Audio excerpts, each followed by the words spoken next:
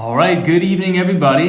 It is Friday, January 6th, 2023. It is 8:55 p.m. We're getting a little bit of a late start, but a pretty big, broad-based rally day on Wall Street.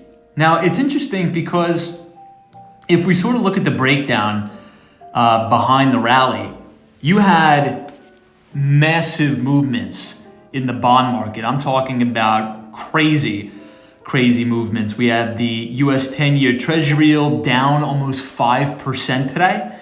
Halted trading at 3.561%. That is just a massive move in the bond market. As we know, generally speaking, yields down, stocks up. Also, take a look at the dollar. The Dixie falling over 1%. Now, the Dixie is the dollar index, which is measured against a relative strength of the dollar against a basket of other currencies. And if you actually notice, take a look at tradingview.com or whatever type of charting software you use, pull up a chart of the Dixie and throw a 200-day and 50-day moving average on there. We are now actually going into something called the death cross. So that could signal we have prolonged dollar weakness, which would be good for emerging markets and would be good for US stocks too. Speaking of emerging markets, put on another solid day of gains. One of the most broadly based and widely tracked emerging market ETFs, ticker symbol EEM, was up about 2% today. Also another ticker symbol VWO, that was up just about 2% today as well. Which also, these two particular ETFs pack pretty high dividend yields as well.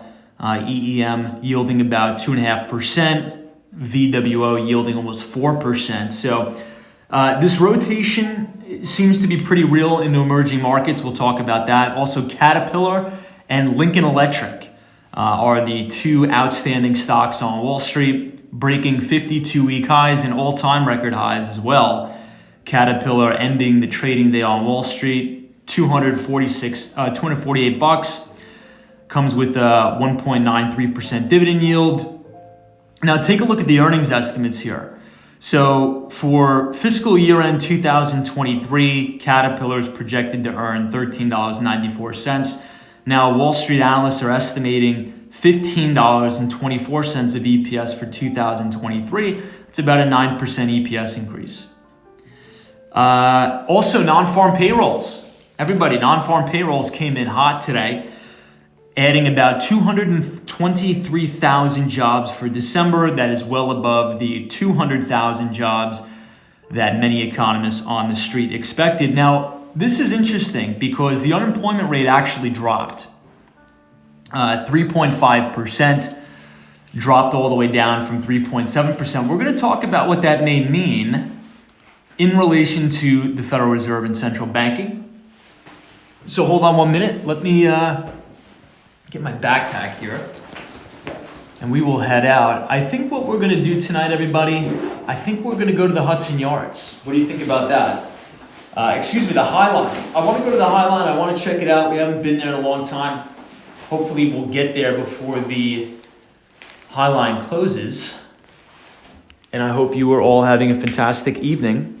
Happy Friday to all of you, and hopefully you have some interesting plans for the weekend. Let's head out. I see my friend Carol Reevy. Good to see you. Gary Carpenter. Thank you for joining us tonight. I see my good pal Julia M, Jamie HT, Stephen Bate. Good to see you guys. Wendy England. Nadia is here. Says happy Friday to you too. Thank you, Nadia. I appreciate it. Thank you so much. Joe Driver, my friend Hawaii. It was a good day today, guys. Very productive. You ever have one of those productive days where you just feel so accomplished at the end of the day? That was one of the days I had today. Very good day. LHL says, Tom, is this your apartment? I wish. I wish it was. It's the office. This is a WeWork office, but I'll see you guys on the ground floor because we tend to buffer. Jose, what's up? Good to see you. Vinny Castell's happy in the lobby. Hey, Tucson is here. What's up?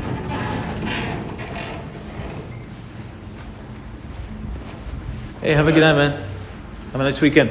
Hi, Sam. Little chilly. All right, team, welcome to New York. Welcome to Manhattan, the big city. We are here reporting live, East 31st Street and Madison Avenue. You know, it's actually a pretty clear night. It's pretty nice.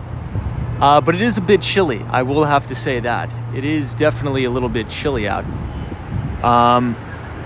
Let's walk up one block. Let's go to East 32nd Street.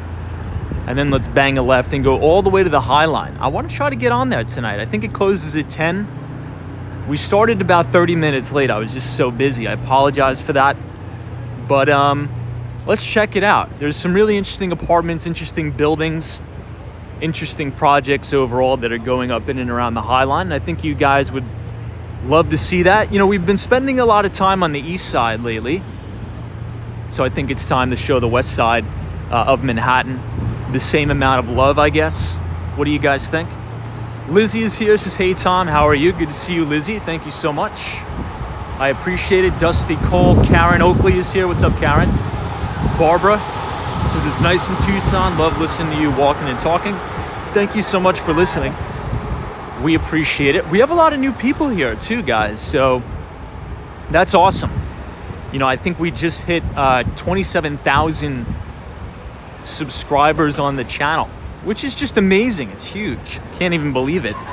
So I really appreciate you guys spending your evenings walking around the city, New York City and Miami, and talking the financial markets with us. We appreciate it. Vinny Castellano says, Tom, college starts next week. Does it really? Or are you going back to college? Maybe you're taking a class. Julia M, what's up? Now check this out.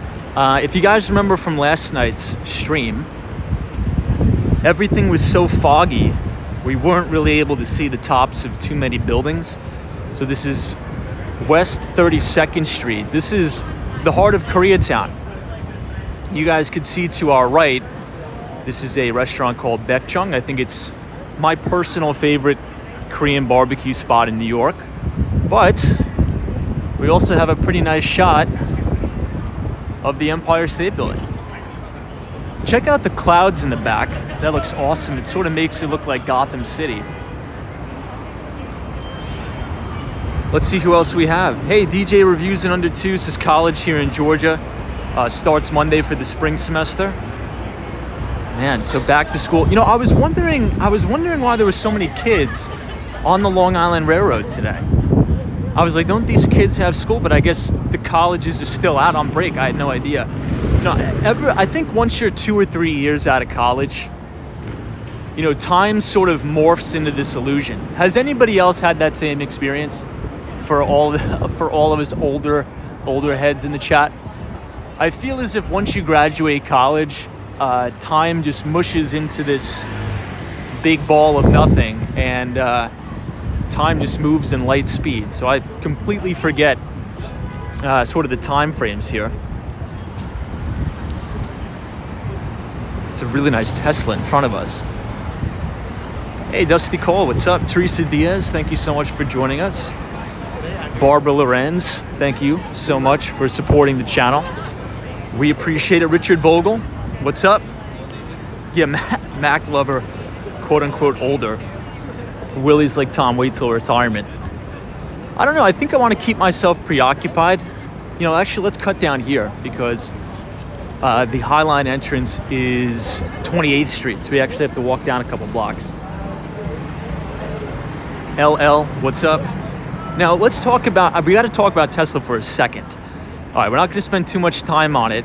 This is going to be more of a technical topic, but markets perform rather well today. And it was an interesting dichotomy on the street because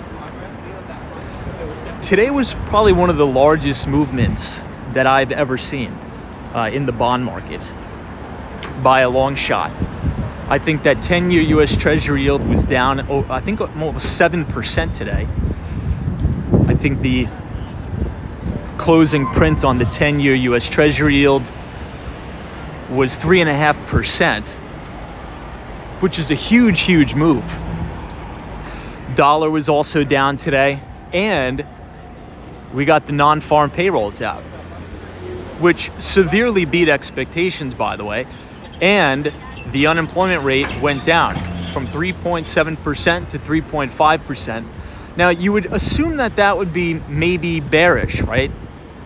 Because we've been talking about how many of the Fed presidents, including our New York Fed president, John Williams, came out on record continuously more than one time and said that the Fed will not even think of cutting or easing until we can get unemployment to 5%. So we actually went in the wrong direction. We're actually going back down at 3.5%. So if you think about a stock like Tesla, I was running through all the charts after hours. Usually on a Friday, I'll spend some time and run through a series of charts. Now, you got to watch this here because Tesla is about 38% extended to the downside from its 50-day moving average. That is very, very unusual levels of extension there. And we're coming off about almost 6 consecutive red days in the market.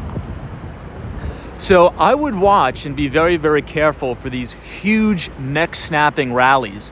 Usually what happens is, when a stock gets bombed and gets hammered, and it has unusual extension from the major moving averages, you usually have this big, powerful, reversion to the mean trade. So I would say, if we continue this rally well in the next week, we're going to go down 2 more blocks. I would watch some of those stocks to be able to potentially have these really, really harsh bear market rallies. I see my friend RJ is here. It says, "Hola, Tom from Colorado. What is up?" Julia M says, "Also cuts to price of Tesla in China." I heard about that. I heard about price cuts here too. Nicole Smith says, "Tom, when are you back in Florida?" Very soon, maybe next week.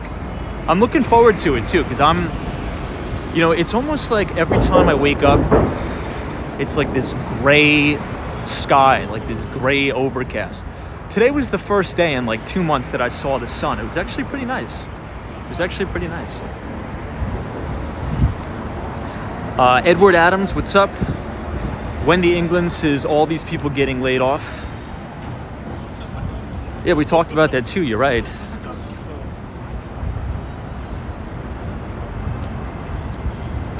Yeah, Julia M says, the Fed wants more job loss. Now, here's a concern that I have. Now, a lot of people sort of get really giddy on days like today, right, when the market performs well. But I think you have to sort of put it in relative terms. We are coming off, it seems like every day we've been covering on the channel. Market's lower again today, okay? Stocks are lower again. So, stocks just don't go down in a straight line. They correct and back and fill. And the 10th, whatever day is the 10th, I think, so Monday is the 9th, right? Because today is the 6th. And then Saturday, 7th, 8th, 9th. Yeah. So Tuesday, we are actually going to hear from the Federal Reserve. Fed Chair Jerome Powell will actually be speaking. So here's my main concern. My main concern is this. Now, think about the great jobs number we got today, and think about how unemployment came down. But we're also going to talk about the labor force participation rate, which I think is actually more important, but just hold that thought. I think Fed Chair Jerome Powell may come out and sort of put a hawkish blow in the market and refer to this non-farm payroll report and say, one of our main concerns is that, it seems like the labor market is still running white hot when our goal was to bring unemployment to 5%. We're actually moving in the other direction to 3.5.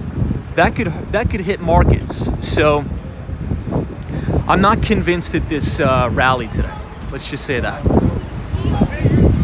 All right, let me turn around because this is going to be a spectacular view of the Empire State Building here. Hey, Beacon, New York says media is giving false info that there are many jobs out there, but companies aren't hiring. Yeah, I wouldn't say it's so much as fake news. I mean, there is fake news out there, but here's the reality to that, to sort of piggyback off of what you're saying. Now, this is why it's critical, right, to actually get a hold of the physical document of the non-farm payroll report and look at it for yourself, right? It's one thing just to hear about it on CNBC and Bloomberg, but it's more important to read the report yourself. And one of the things that you'll notice, let's see if anybody could guess. Does anybody know the sector that experienced the highest job growth or the most job gains for December? Could anybody take a guess? Which sector added the most jobs? And then maybe that'll sort of piggyback off of what Beacon, New York was saying. Chris's healthcare, close. Actually, very close. That was the second one. Bill Ryan's healthcare, that was number 2. That's actually a very good guess. You guys are very well informed. Nicole Smith, hospitality. Nicole Smith hit the nail on the head. You know, next time Nicole is in Manhattan, we'll have to go to Del Frisco's on me. But think about that for a moment. Now, and before, let me preface this by saying there is nothing, I'm not knocking a hospitality job. That is not what I'm doing. But if you think about I would say, like, think on a relative sliding scale of how much people get paid, right, in a hospitality job as opposed to, you know, working at a tech company or being an engineer or something like that, right? So maybe that would be my one argument, is to say, look, we've added all these jobs in leisure and hospitality. Number 2 was healthcare. But if you actually look at the data, you know what's funny? If you look at the labor force participation rate, we are actually at a lower labor force participation rate by about 1%, dating back to February of 2020. So notice the dates there. What happened after February of 2020? We got hammered by COVID, right? And the world froze and everybody got laid off. We are still at a lower labor force participation rate. We're improving, right? To be optimistic and be fair, it's improving, but labor force participation rate is still lower now, and it has not fully recovered since COVID. All right, let's cross here because we got the light.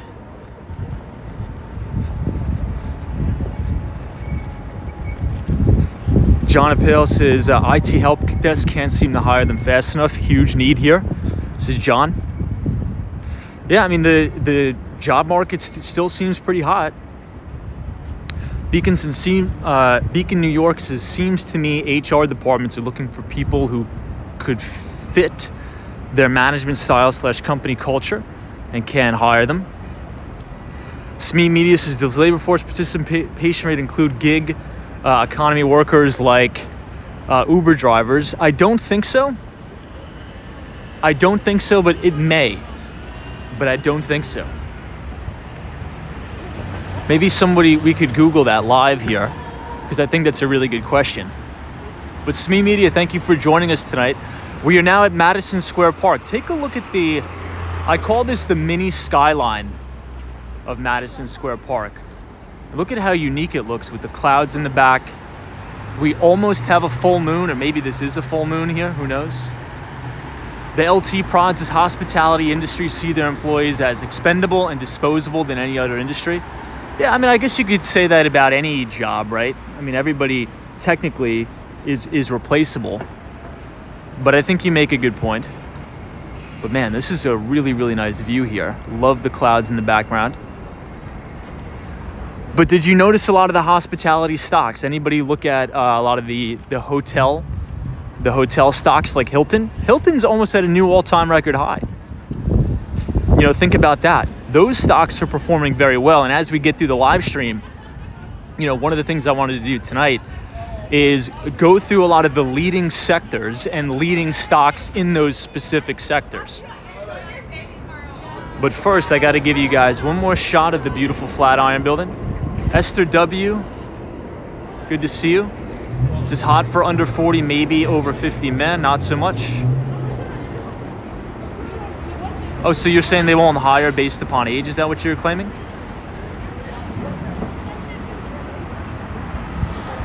Beacon, New York says yes, hospitality is part of the retail sector.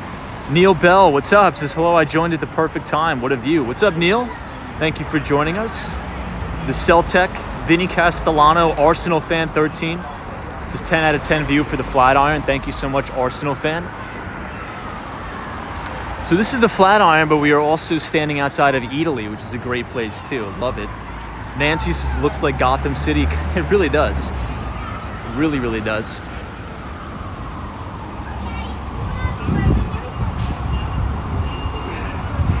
All right, I got to give you guys one more view of this before we head out.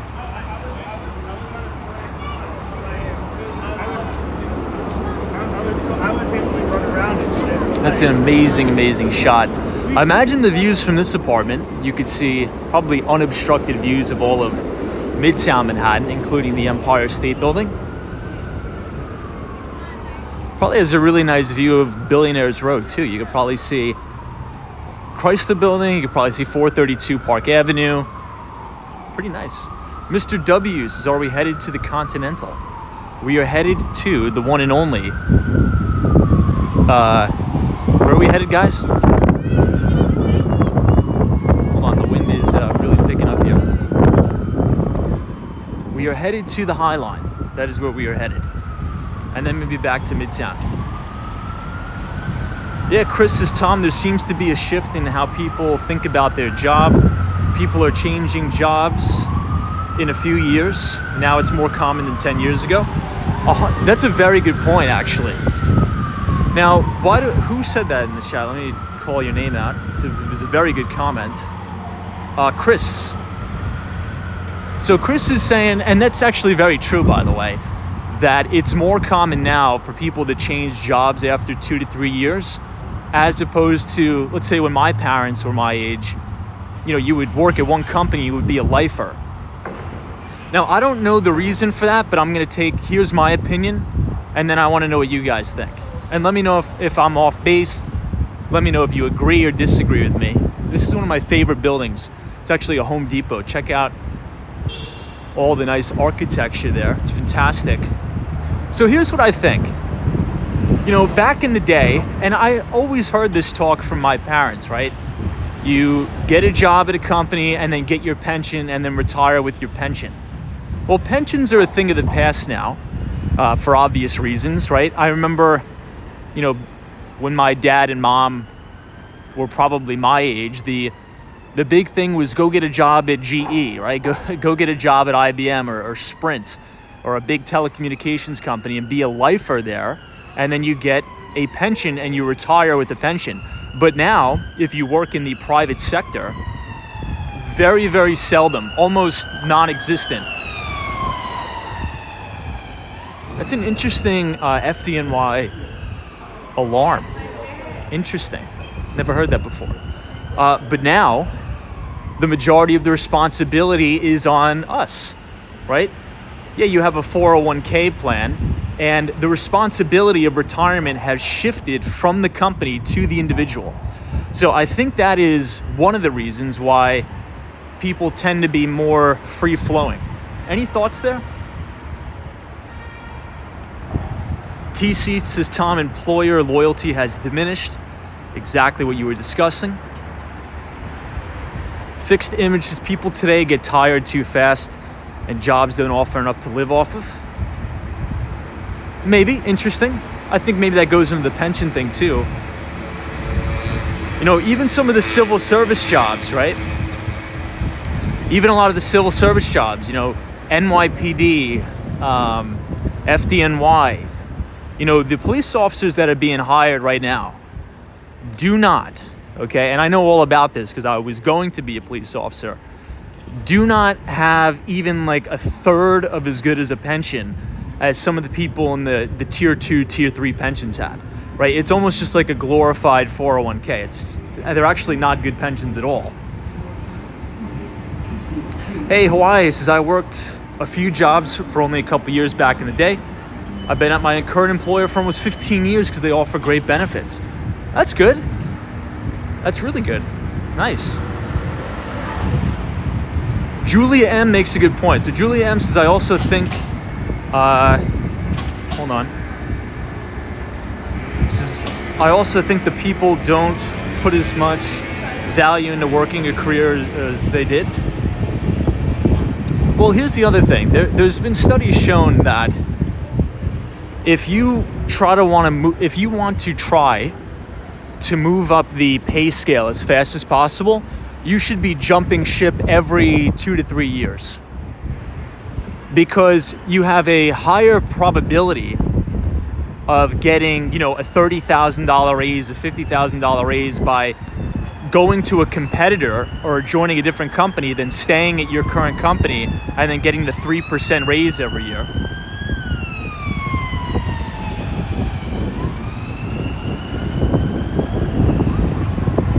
Now check this out, everybody. You could finally see the beautiful World Trade Center here.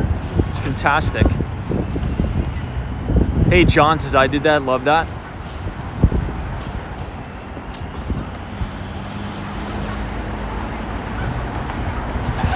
Beacon, New York says, honestly, American work culture is toxic as a whole. Yeah, I don't know about that.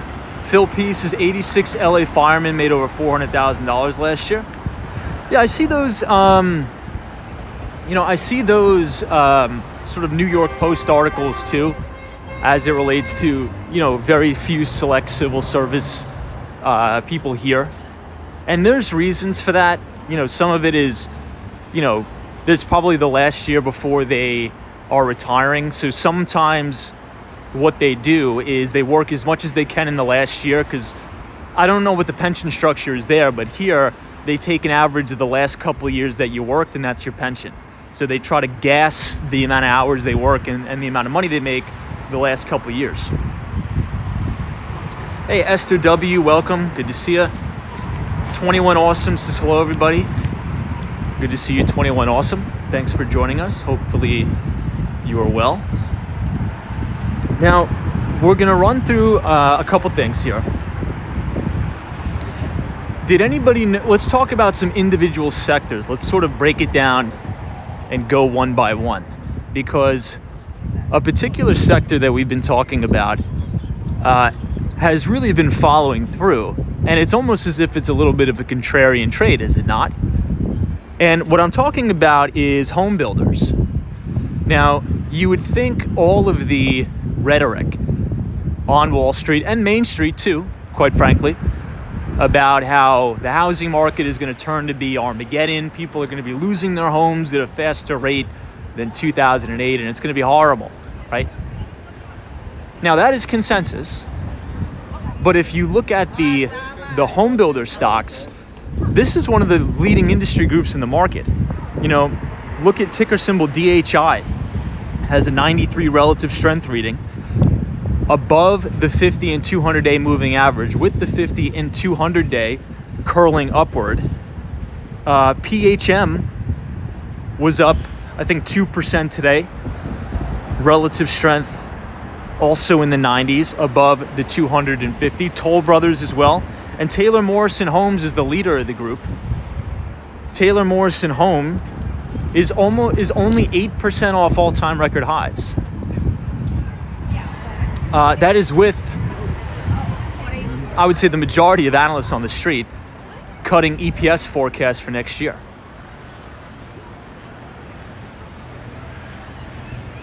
Wow, check out this place.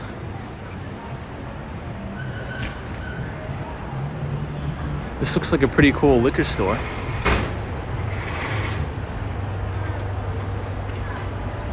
Gupta says hello from India. Welcome to all of our Indian viewers. Thanks for being here. Thank you for joining.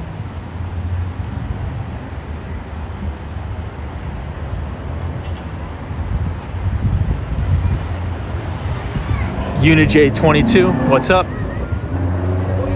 Now we're crossing 7th Avenue here.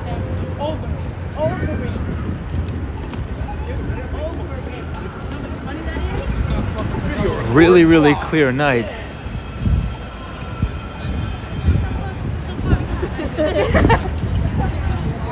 Hey, Sunny 3156 says hello all. Good to see you. War Walker says Tom, how's Ocho Cinco? He's doing good. He's getting older though, so kind of a bummer there, but getting older. But War Walker, how's the weather there in Miami, Florida?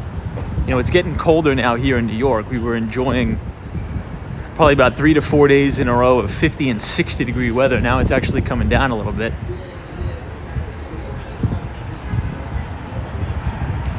East Smith says a lot of people getting out of the Northeast in Cali and buying new homes in the Southeast in Texas, is East Smith.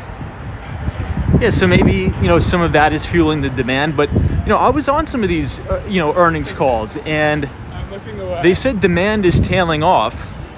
Now, maybe this is the market telling us that, you know, things aren't going to be as bad as consensus thinks. Oh, look at this. This building is fantastic. Look at that.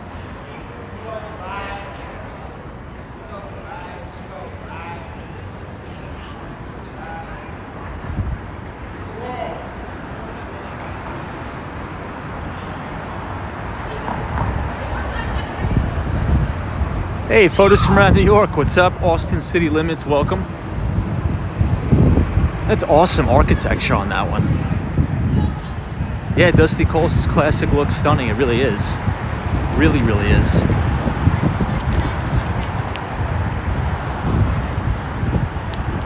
Now, here's another interesting thing that happened today, which I believe fueled the rally. You know, the VIX, which is the CBOE Volatility Index, the VIX had a huge down day today. I think it was down 7%. Now, the VIX is trading at 2113 maybe. 2113 or 2116. And that is sort of risk-on territory there. So you had all of the key variables needed for the market to go higher happening today. You had massive bond buying, especially as it relates to that 10-year U.S. Treasury. The 10-year U.S. Treasury was down 5% today, maybe a little bit more. Look at this sort of, it's like a dive bar here. This thing's interesting, isn't it?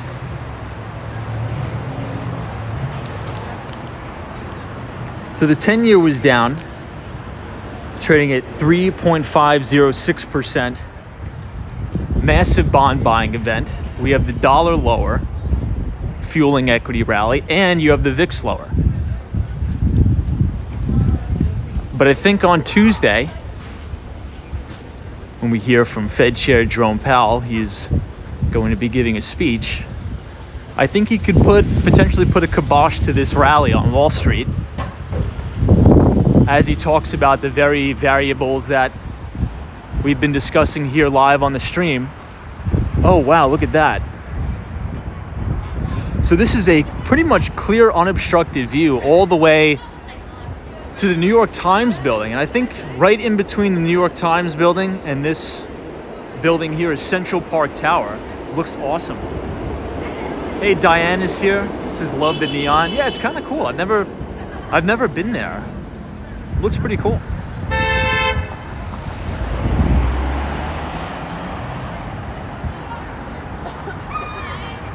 You could see a lot of these newer apartment, probably multi-family units going up. Daryl's here. So Tom, good evening from Chicago. What's up, Daryl? Thanks for joining us. Julia M says, Tom, we are always going to be manipulated financially by the Fed. Seems like we may never get out of the spiral of rates, rising rates and then cutting them easy, then hard money. Yeah, I mean, Julia, that's central banking, right? In a nutshell. And I think that's why many people sort of have this ideology, or this movement, I should say, of the End the Fed movement. This is Dallas BBQ. I've eaten here, but not this exact unit. But yeah, I mean, that's why you have the End the Fed movement. We've talked about Occupy Wall Street protests and the like, and that's central banking. And essentially it exacerbates big boom and bust cycles, right?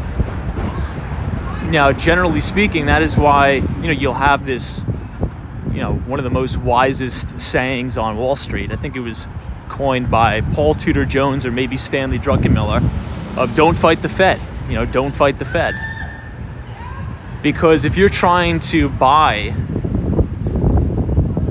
stocks, generally speaking, right? Let's say if they are more of the growthy style stocks with no earnings, when the Fed is in a big hiking cycle, you're going to be decreasing your probability or your odds of success. And it's not just the Federal Reserve, though. It is global central banks. I think it's actually more of a problem in places like Japan, with the Bank of Japan living in a world of negative yielding interest rates, negative rates. And are we going to be able to get out of it? I don't know. I really don't know. I think it's uncharted territory. Look at how unique this apartment building is. You know what? Pretty soon, a lot of these older ones, as you can see here, are all probably going to turn into looking like this. The LT Prods, Senator Rand Paul's father, Ron Paul, is a big opponent of the Federal Reserve. Wow, somebody said Dallas BBQ is closing stores now. That's crazy. And this is the Hudson Yards here. Hopefully we'll be able to jump on the Highline and go over there. Hey, Chris M says, what's up, Tom? Hello from windy and wet UK. What is up? Yeah, I kind of like how you could see right into the apartment. It's kind of cool.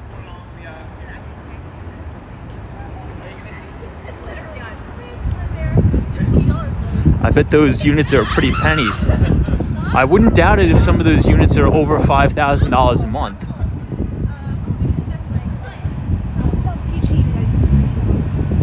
TC, what's up?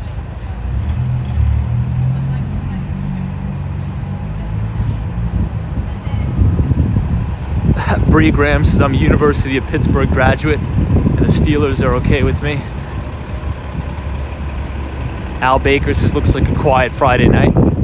Yeah, so we are not in Midtown Manhattan. So I think a lot of people, when they watch these live streams, they think of just New York City as, Midtown and, 42nd Street, 34th Street near Macy's.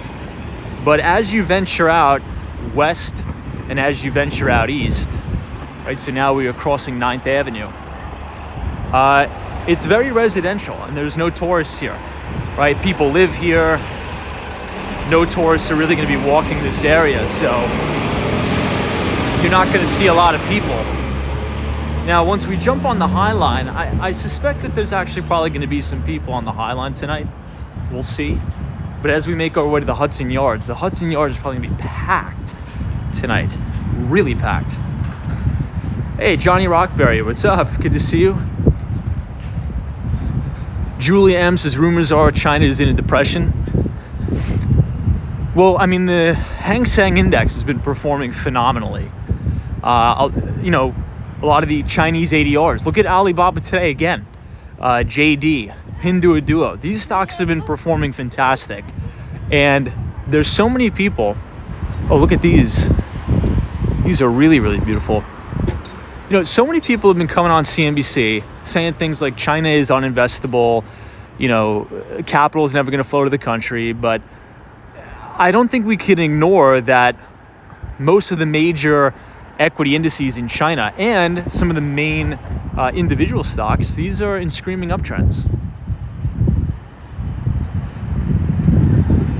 Look at all the Christmas trees lined up over here.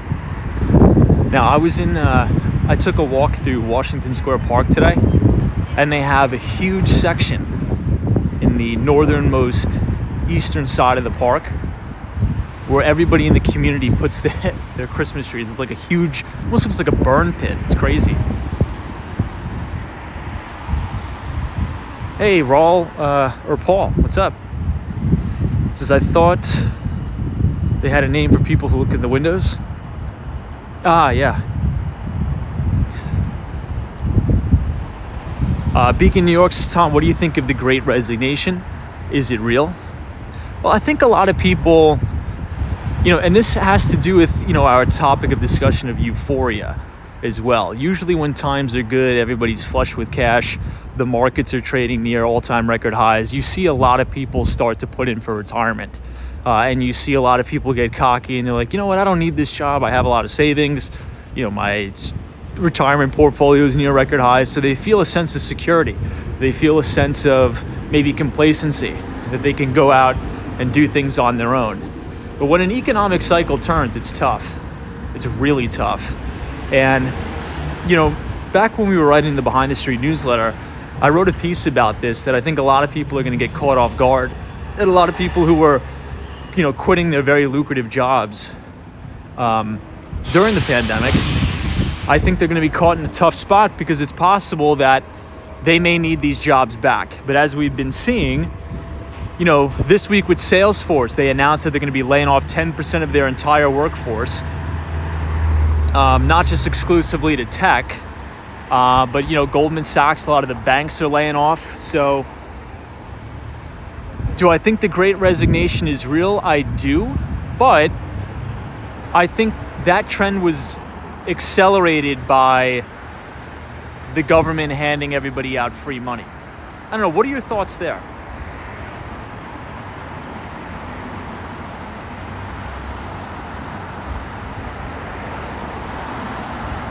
Hey, Jacqueline says, Tom, do you think I should invest in more stocks while everything is low? I'm afraid my money is going to keep dropping. I can't advise you on what to do because I'm not a registered investment advisor, so I can't give you personal advice. So I can't answer that question, to be honest. Here on Walks from Wall Street, we just have broader based discussions on the market, the economy, but I can't, say, hey, Jacqueline, you should do this, you should do that.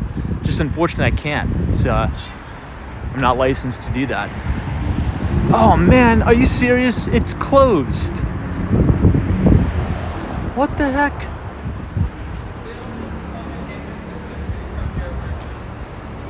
Oh, DM says, Tom, hello, the Highline hours are 7 to 7. Really? We always used to go up here on at like 9 o'clock at night. Oh, they're winter hours now. Ah, DM, you're right. So the fall hours are October 1. From October to November, it's open to 10. But the winter hours close at 7. Oof, you're right. Well, that's a little bit of a bummer.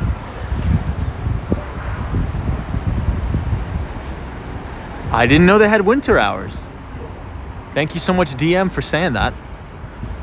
You know what, since we're over here, let's take you guys all the way over to the west side. What do you guys think about that? Maybe a little bit windy, but we might as well. I know, Julia's like, no, it's closed. I had no idea. Yes, San Manganos' detour route.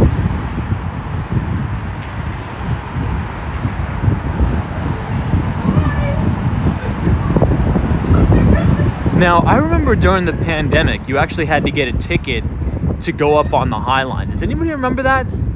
I remember walking around, and during the pandemic, they made you get a ticket to go on the Highline, which was ridiculous, but it's going to be cool to sort of see the west side of Manhattan, because these are all brand new apartment complexes, all brand new, and you can sort of tell by, looking at the facade. They look really nice. Hey, Lizzie's here. What's up? The dark horse is, Tom, do you walk Harlem? I used to live there. I used to live right near the Whole Foods there. I lived there for about a year and a half. Abe Blessed is here. What's up? Good to see you, Abe. Yeah, look at all the nice lobbies of these new buildings.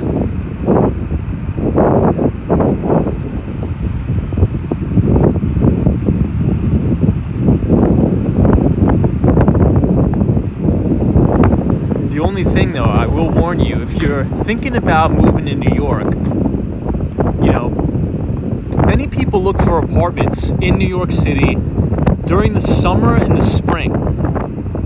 And you can get a little bit of a false perception of how things are actually like to live here all year long if you are only coming here in the spring and in the summer. I mean, and in the winter, living on the west side is brutal.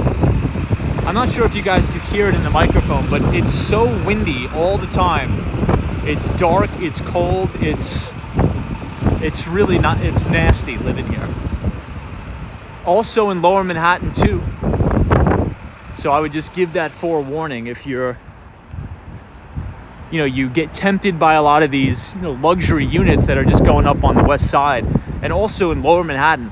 They're beautiful, they're nice, but you really got to make sure you really like the cold because it is freezing here. Absolutely freezing.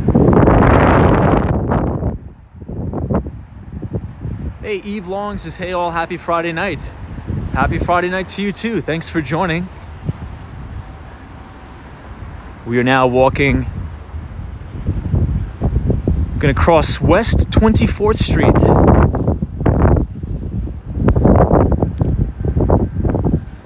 And all the way down there is the West Side Highway. Really nice place to come during the spring and in the summer. Billy Johnson says, a question. These lobbies look awesome and nice, but they are always empty. Does anybody actually use them? Yeah, I mean, very seldom do people actually like hang out and, you know, hang out in the lobby. I sort of see what you're saying. Pretty much mainly for show. But here's the thing, I'll give you guys another tip. It is nice to have a lobby and a doorman in the city because if you're a big person who orders a lot off of Amazon, you really don't want your packages being stolen.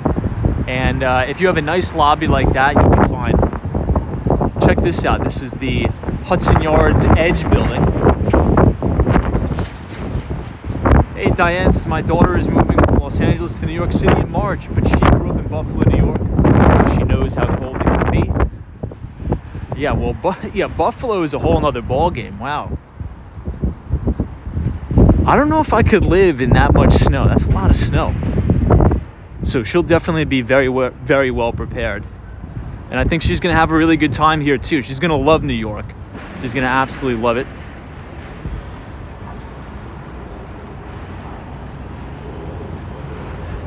Richard Vogel says the wind is only 10 miles an hour. So when you look on the weather apps, it'll say, 10 miles an hour Manhattan. If you go to South Street Seaport, which is lower Manhattan, I've taken you guys there many times, or if you go to the west side, right, 9th Avenue, 10th Avenue, 11th Avenue, kick that up a couple notches because it is extremely windy. However, you know what's the windiest place in the city that I've ever been? And maybe some of you would agree, if any of the New Yorkers here. 59th Street, Columbus Circle, in the main subway entrance, that is probably the worst wind tunnel in the entire city. Does anybody know what I'm talking about? That place is crazy with the wind. Hey, Pedro Luis, Tom, have you ever been to Brazil? I have not. I would love to go to Brazil, though. Arsenal Fan 13 says it could be the Hudson River contributing to those winds. I think you're right.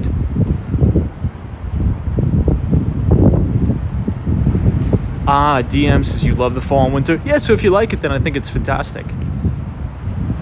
I'm just not a big winter person. Look at this fire escape here. This is really nice. I think that's probably one of the nicest buildings we've walked past. I really like the contrast between the black fire escape and the building. Really nice. A lot of car dealerships down here.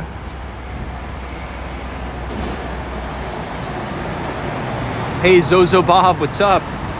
Zozo Bob's joining us from Florida. Good to see you.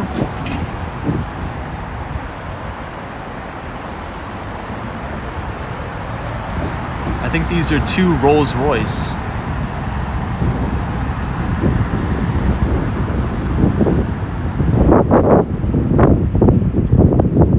Now, we did hear from Walgreens, who reported earnings. Now, we actually have some good news. A lot of fancy cars here. I don't even know what this one is, but it looks fancy. Whatever it is, it looks fancy. So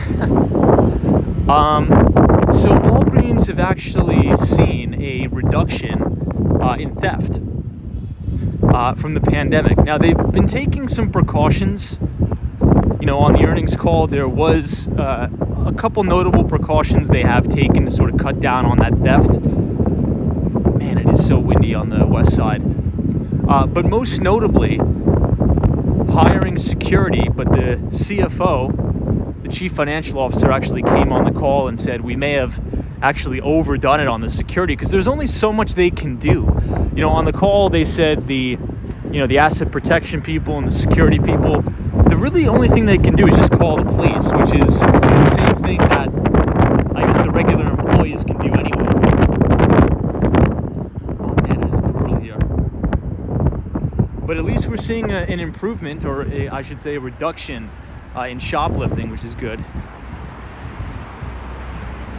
Now we're coming up on the Hudson Yards.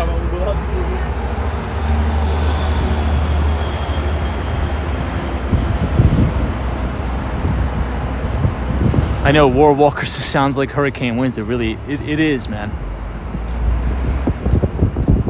You can see all the brand new construction going up here.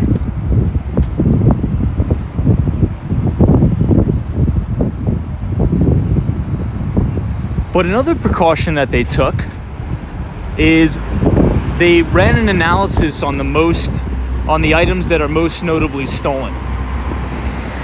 And what they did was they've locked those items up.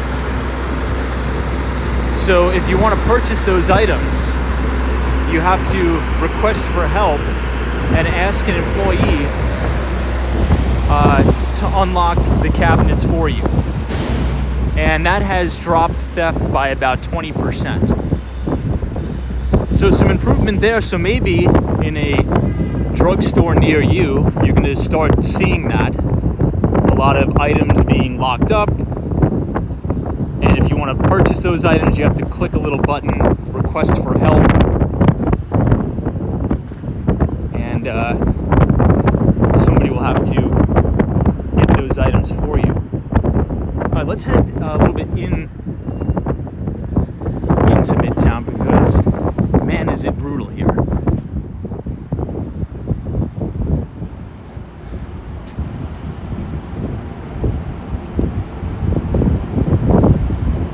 Wow, look at that. Hey, Dan Zhang, what's up? Good to see you. Thanks for joining us. Awesome view of the full moon here. Outside of the shed, that is what this building is called, the shed.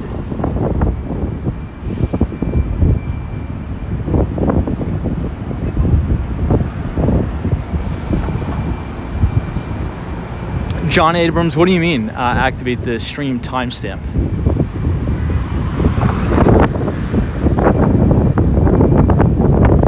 I know, Nicole Smith, this is Tom, come back to warm Miami. I'll be there next week. Listen to the noise here. I could barely walk up this.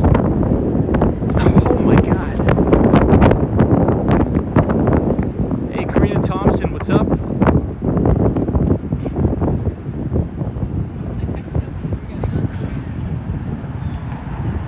Yeah, Raj makes a good point. You know, maybe some customers would be upset about the response times. I think you're right, but, you know, does that deter sales? Maybe. I know it can be a little bit tedious waiting for an employee to, you know, unlock and then get the items for you. But check out this view of the beautiful Equinox Tower.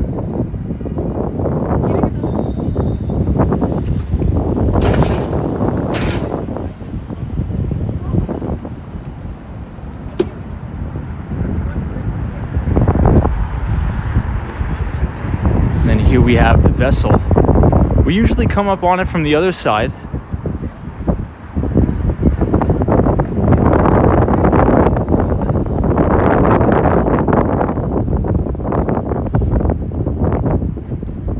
Man, look at the vessel. That looks awesome.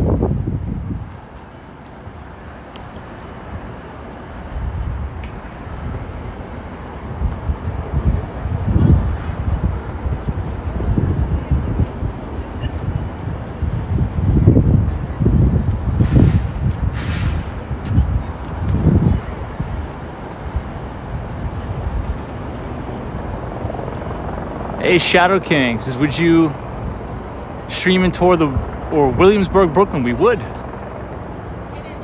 Maybe we'll do that this weekend. We'll hang out over there. But good to see you, Shadow King. Thank you for joining us as we walk the beautiful Hudson Yards.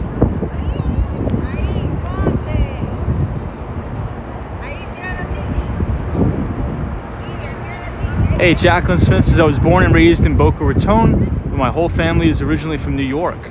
And I've seen Long Island and the city, and I like New York and Florida. Very cool. Yeah, you know, when I moved down to Florida, a lot of New Yorkers, tons of New Yorkers down there, especially in Miami-Dade County. Wow, look at this, everybody. This is the official entrance to the shops at the Hudson Yards.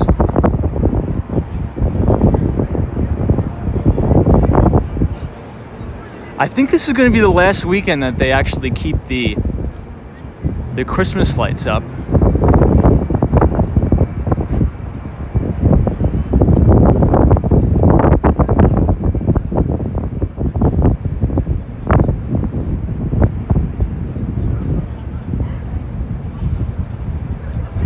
But I think we should go inside to warm up a little bit.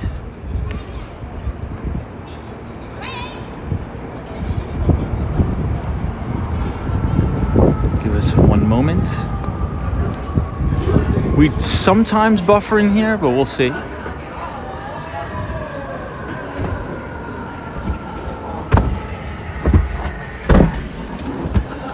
Wow.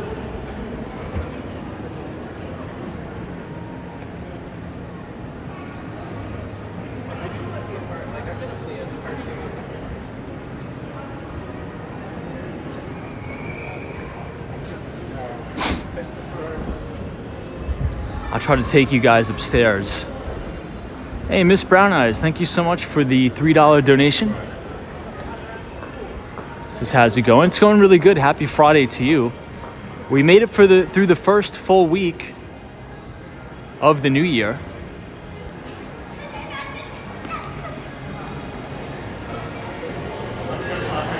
Mike C, what's up? Good to see you.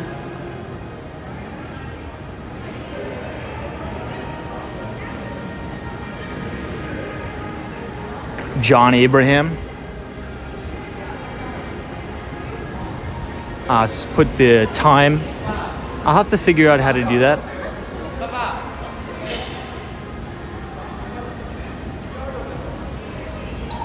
Everything is so shiny in here.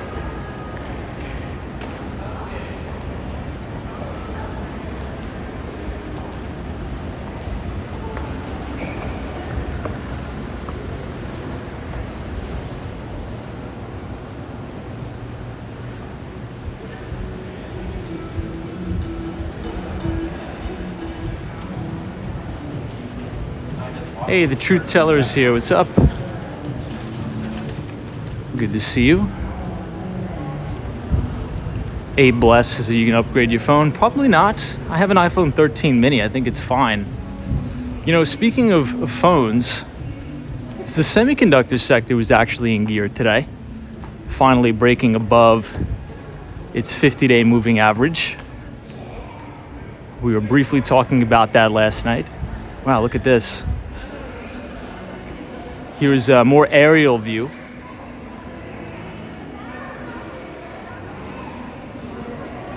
Billy Johnson says, Tom, this reminds me of the malls in Shanghai. Super clean. Hey, 45 says, hope you had an excellent week, Tom. I did. Thank you so much, 45. I appreciate it.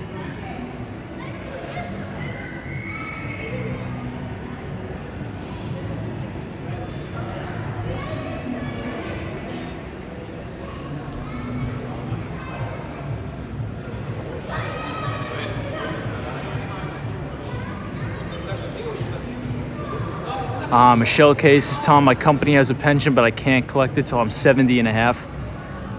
Yeah, it seems like they keep kicking back the dates, right, of when you can collect your pension, and even when you can collect Social Security too. It seems like they keep knocking it back. Hey, thank you so much. My friend Kim from South Korea says,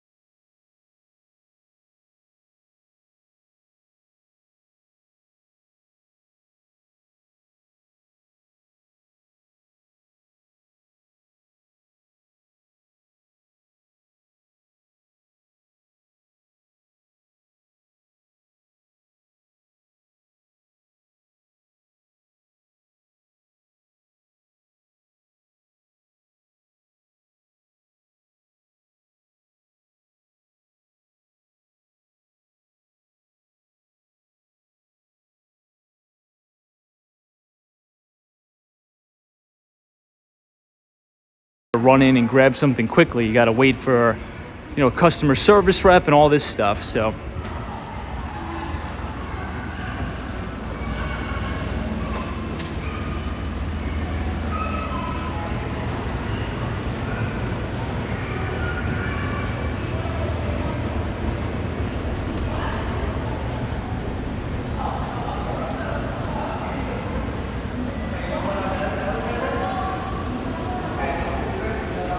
yeah, Michael Joseph says Jeffrey's earnings is Monday.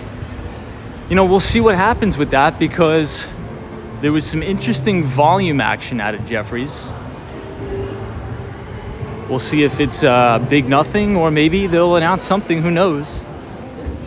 But the stock did trade about 1,000% of average daily volume.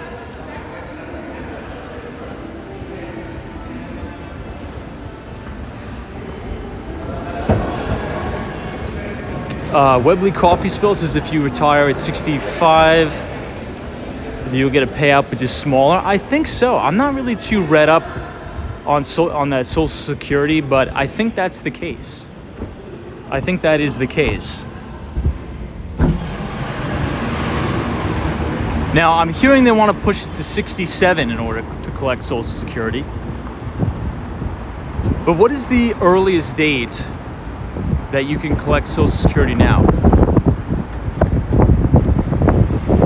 Hey, Leonardo is here. What's up? Good to see you.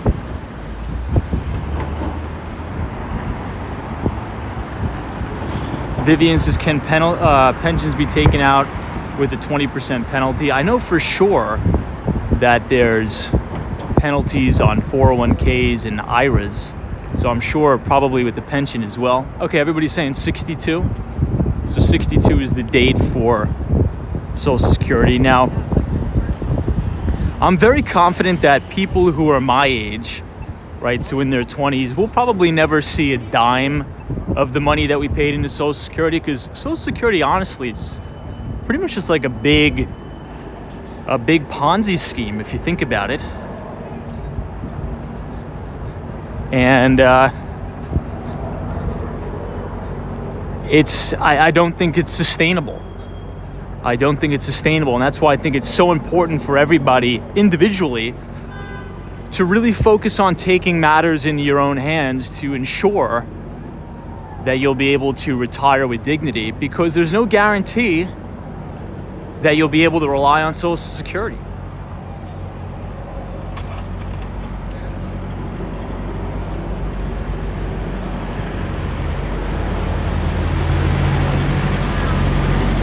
Zozo Bob's, yeah, Tom, they've been saying that about Social Security for decades. Well, here's the thing. They've been saying it about Social Security for decades, but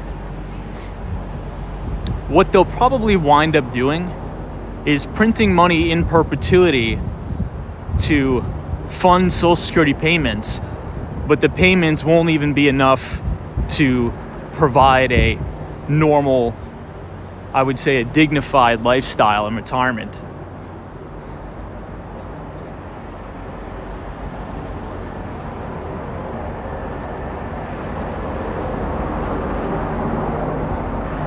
Yeah, but I mean, things have fundamentally changed. It's a good conversation.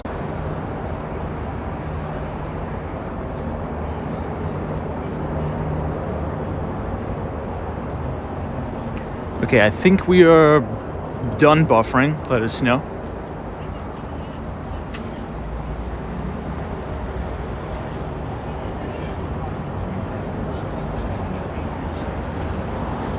Yeah, Zozo Bob, you're right. But here, you know what's my main concern, actually, for retired people?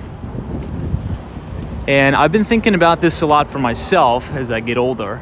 I'm nowhere near retirement, but healthcare costs, especially in the United States, are absolutely exploding.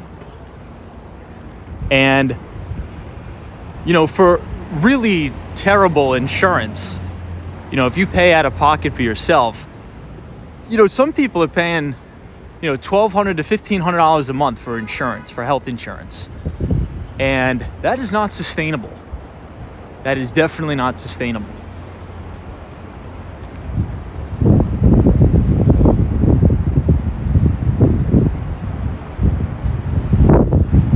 Boretz, I'll probably retire in Colombia or something. I'm not sure if it's probably a little bit of a cheeky joke there, but many people are actually considering retiring in other countries where it's cheaper, and I don't blame them. GGNYC says, oh my God, tell me about it. Mike C says, especially if that $1,000 a month for insurance increases with inflation. Exactly.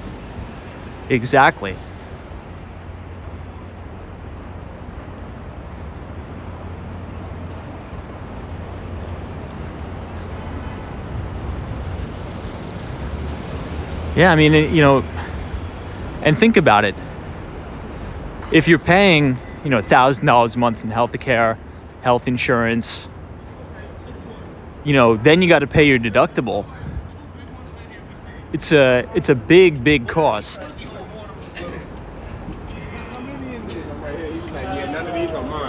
Oh, there are cows in here. Yeah, we asked him, was he in the show? He said, yeah, none of these are mine.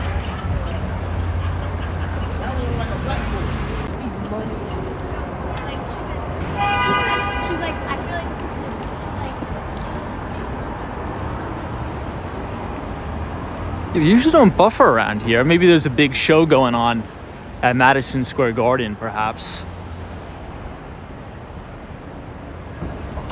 I know, Willems, is there a rodeo at Madison Square Garden? Who knows? I have no idea.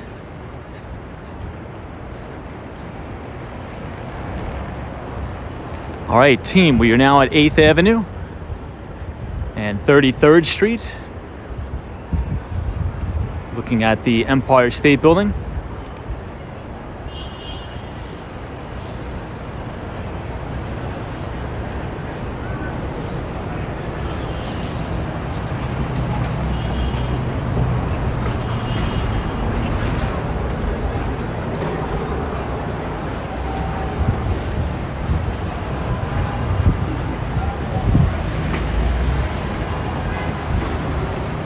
Hey, Ed T, what's up? Good to see you.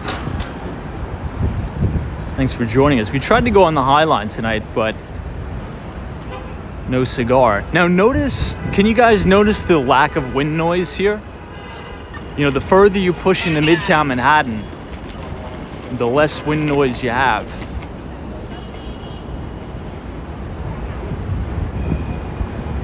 So we're gonna make a right on 34th Street. Really nice view of the Empire State Building.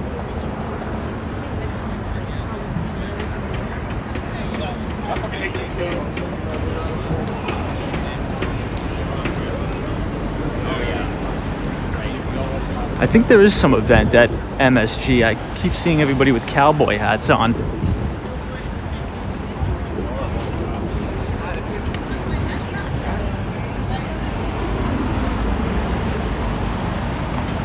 Yeah, Michael Joseph says Dixie slipped today after the jobs report. Keep an eye out on that. Yeah, I think it's a very important thing to look for. And markets perform well today generally. And I think it was for three main reasons. And one of which is, to your point, the dollar or the Dixie got hit hard. But also, take a look at that 10-year US Treasury yield. Somebody was in here buying big. Yields came down. I think the yield on the 10-year was down about 7%. So that's significant. The VIX was down about 5%, trading around 21.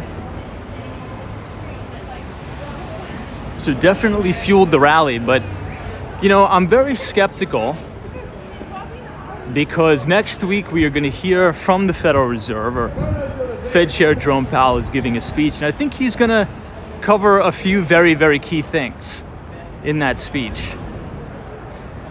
And I think the main thing he's going to cover is the fact that the unemployment rate actually went down.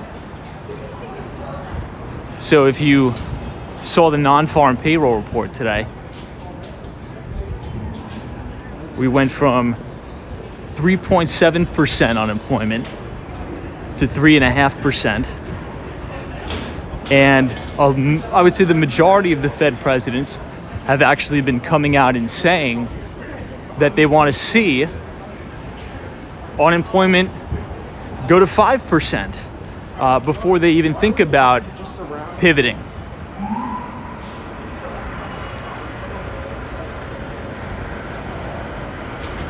Now, there are a lot of stocks that are very, very egregiously extended to the downside. One of which being Tesla. It has been pounded, and it's about 38% extended to the downside from the 50-day. So this thing could really rally hard. You usually tend to get these massive bear market rallies.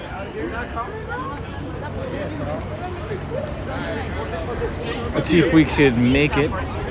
Excuse me. Just missed it. Michael Joseph is the professional bull rider celebrating the 30th anniversary in New York City. That's crazy how they have bull riding in MSG. They had Rachel drinking. They had my mom drinking a glass of wine.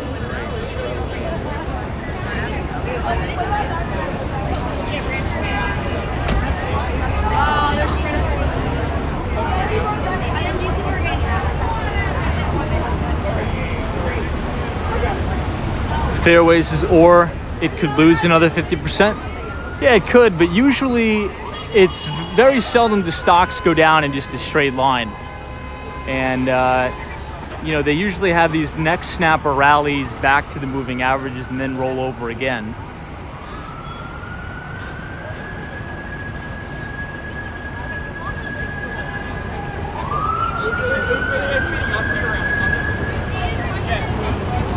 There's probably going to be so many people on the LIRR tonight.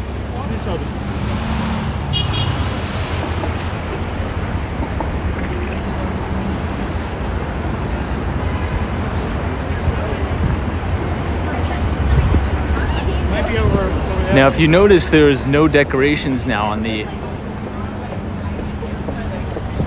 main Macy's.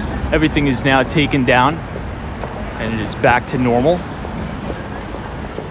Now, you know what was interesting? Now, speaking about Macy's, so I was looking at an article today, and there I get an alert from the Wall Street Journal on my phone, and this was right at the close too. And right at the close, Macy's, the management team, actually comes out and guides down for their forecasting, for their earnings and sales. And they said specifically that this year, in 2023, 2023 or 2022, the holiday shopping season came in significantly lighter than they had expected.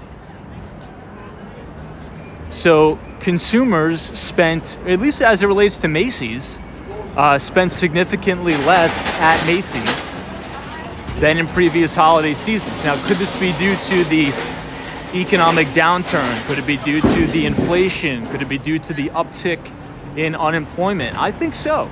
I mean, what do you guys think about that? The LT Prod says, I'm not surprised.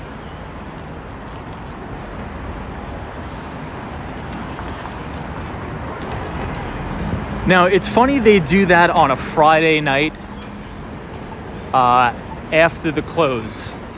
It feels a little bit dirty to me, doesn't it? To do that on Friday night after the close.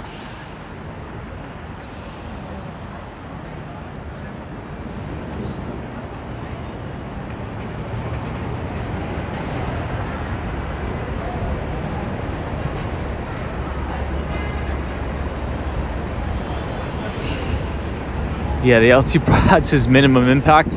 Well, I think they have their investor day on Monday. I think they're meeting with investors. Oh, you know what? Speaking about the Hudson Yards, so Meta, we've been talking about Meta, we've been talking about Facebook a lot, and they've announced that they're going to be reducing significantly a lot of their office space in the Hudson Yards. But a major financial firm, a major financial institution, KKR, is now going to take over a lot of their office space. So all of the office space that Meta was going to lease is now going to KKR. E. Smith says lots of Bed Bath & Beyond stores are going to be closing. I agree. I mean, it's definitely the Amazon effect, right? I mean, when's the last time anybody here bought something from Bed Bath & Beyond? I couldn't even tell you the last time I walked into a Bed Bath & Beyond store. Is there even a Bed Bath & Beyond on the island of Manhattan? Yogi's is probably a decade ago. Oh, YC says I just did 2 weeks ago? Okay.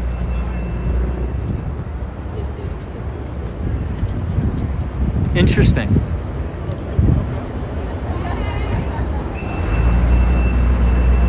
Bradley says years ago. Or Bradley says I don't think I've ever been.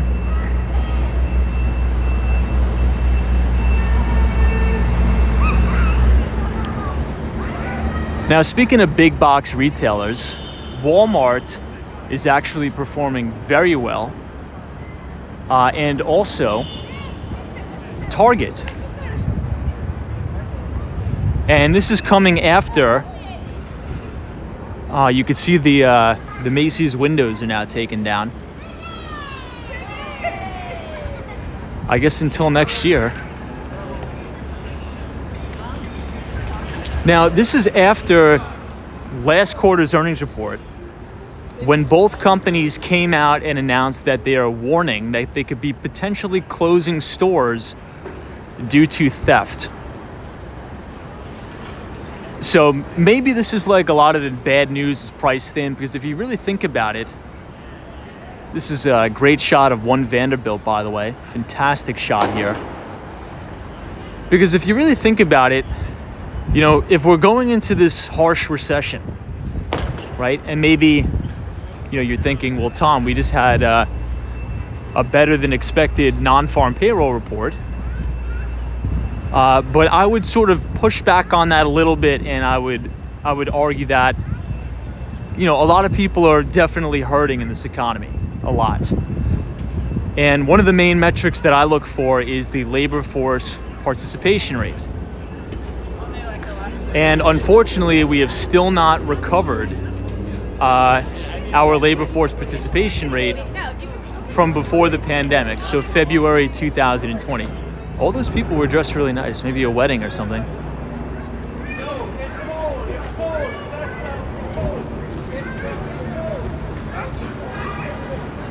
These people are always out handing out food to the homeless. I really respect that.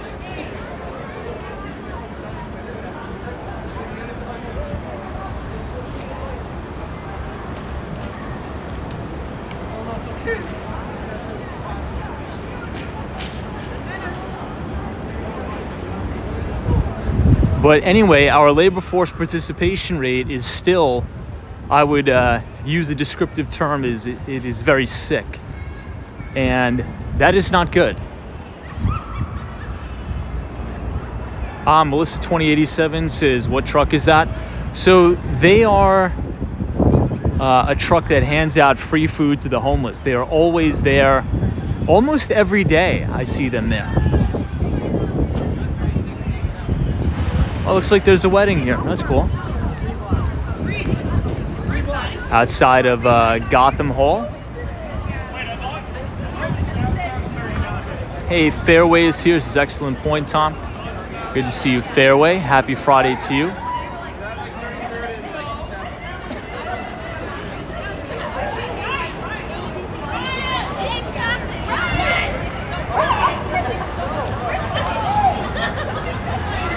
This is on the corner of West 36th Street and Broadway. But if you guys are enjoying the live stream so far tonight, feel free to leave a like on the video and hit the subscribe button if you're new. We usually go live about 5 days per week between New York City and Miami. Hey, VS, it's full moon wedding, yeah. Hey, Kevin Ramsey, what's up? Says, what's up, Tomcat and team? Not too much. We were just doing a brief overview of the sort of the main leaders on the street, I should say.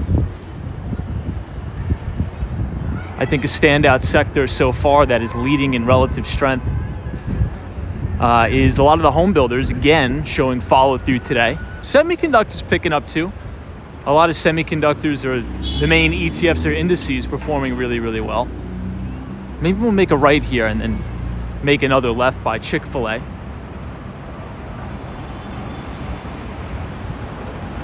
Yeah, Rock, I agree. I agree. You know, and Rock, they're there probably every night. I walk past that truck every single night.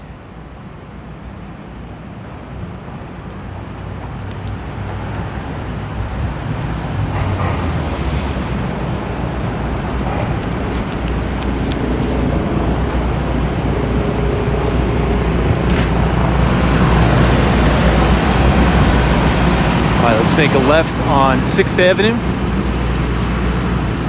Avenue of the Americas, and then head uptown.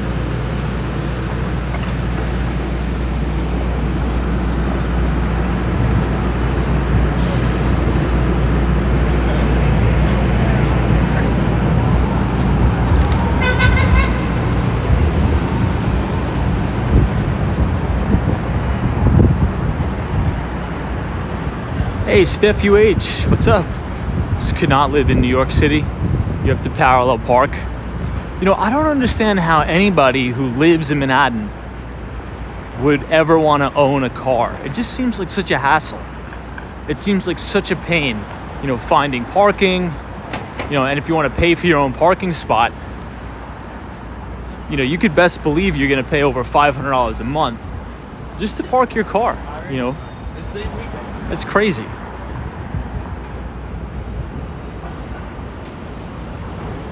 West 38th Street headed uptown. I know W says you'd be lucky if you could even find parking. I know.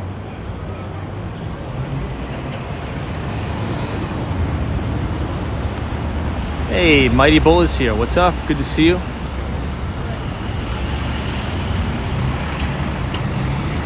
I know, show drivers like Tom, it could be a real boot. I've been seeing a ton of those boots on cars now, which is, I guess, just the sign of the times. People are getting caught behind on their tickets. Now in New York City, if you're behind about $350 in parking tickets, they could boot your vehicle, and in order to get the boot off, it's an additional $500 about $500 for the miscellaneous fees. The sheriff fee, the boot removal fee, it's really ridiculous. We were talking about that last night.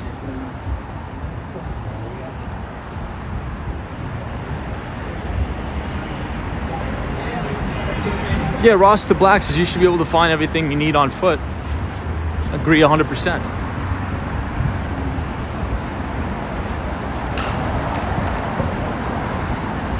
Now, speaking of cars, the city's thinking about doing something really ridiculous.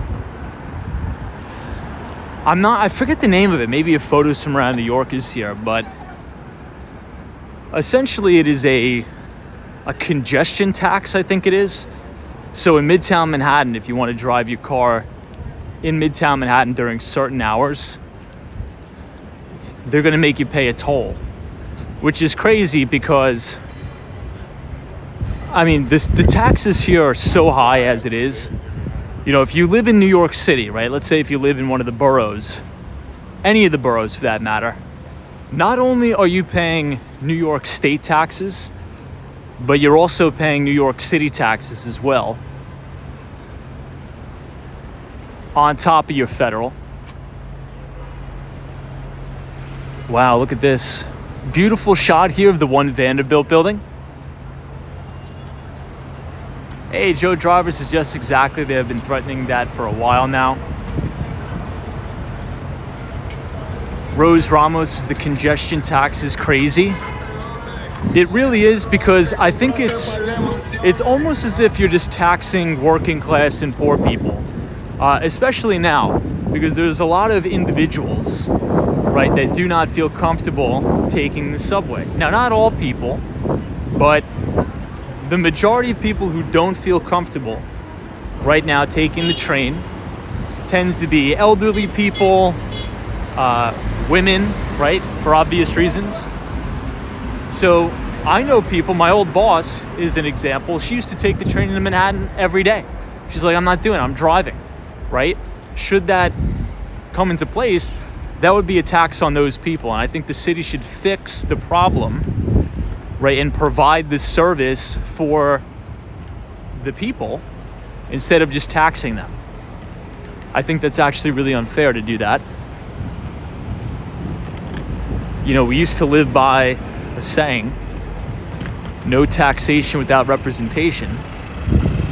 I don't mind paying the egregiously high taxes. I really don't. I think that's where I differ from a lot of the more traditional conservatives out there.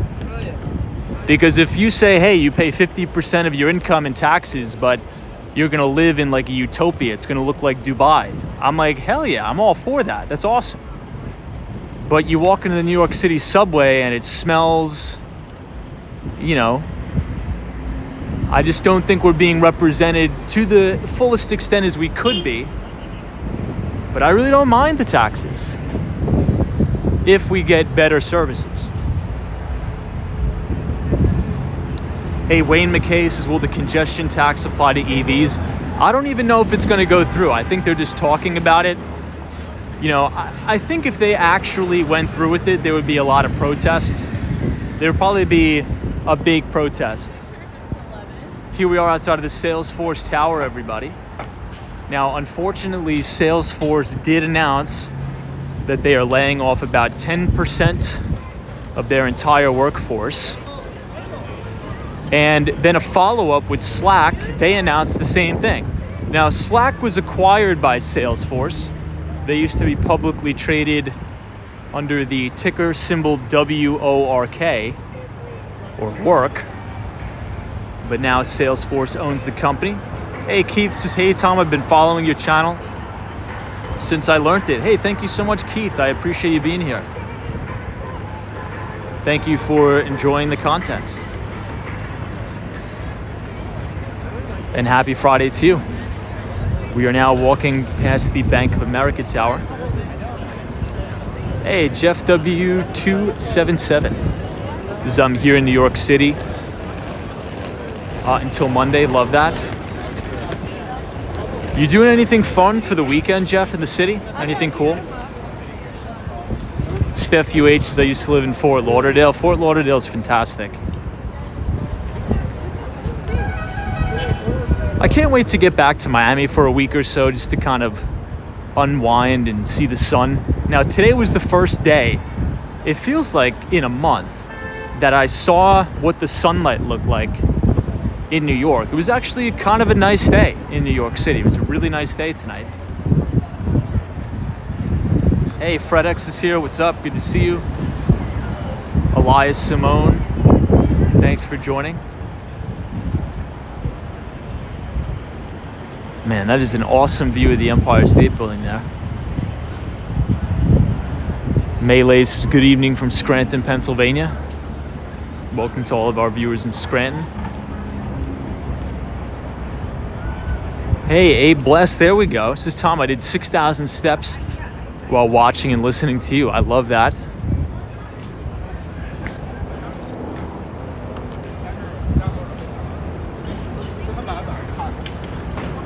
You know, I've been getting a lot of emails like that from people saying, hey, Tom, I love the financial talks. I work at such and such bank. I work at such and such this or that. But I'm really out of shape and you've inspired me to start walking. And I think that's fantastic. I think that's awesome. You know, walking is the best low impact exercise I think you could do. It's very efficient and it's very low injury risk too.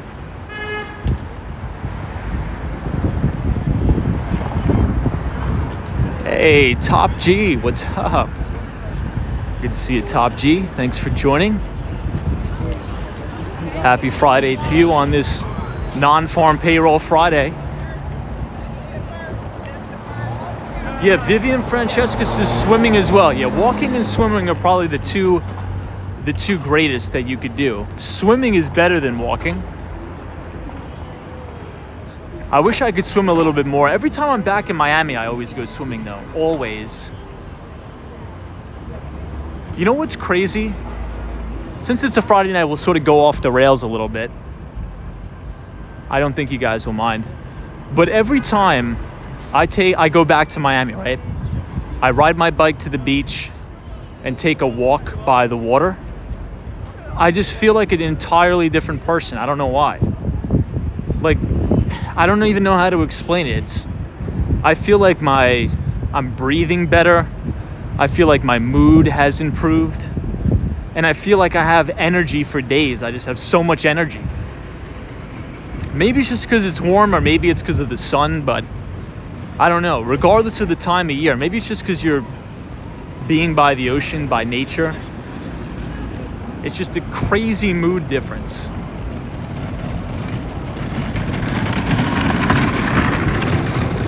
Alexis Garcia says, Tom, I used to walk a lot in college, missed that.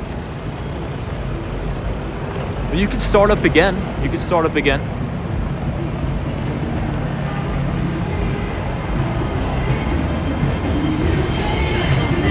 Yes, Vivian Francesca says, I always love the beach. Hollywood Beach is great. Hollywood Beach is great. Hollywood Beach is fantastic.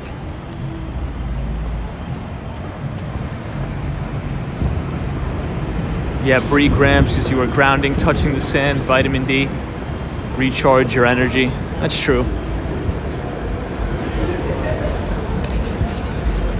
I think if you're in Manhattan too much, I mean, I love the city, but I think you gotta take some time to get away, touch some grass.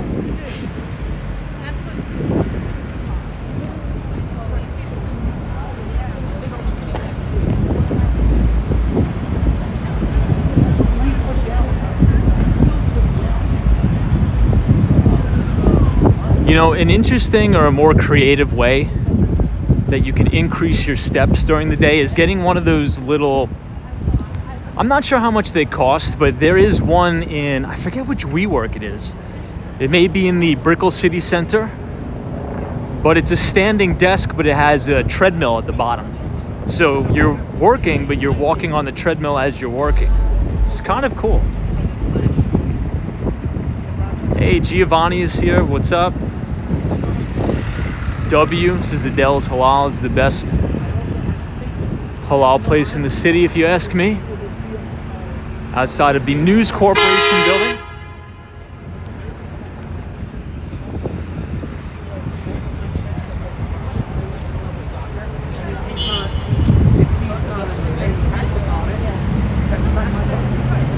right, here we are walking up 6th Avenue. Hey, Little Larry Sellers, it's happy Friday. Good money-making day today. What is up, Little Larry Sellers?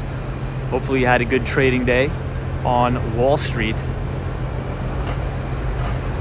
Mike sees I'm too much of a klutz to walk on the treadmill and do work at the same time. Yeah, maybe a little bit of a liability there for sure.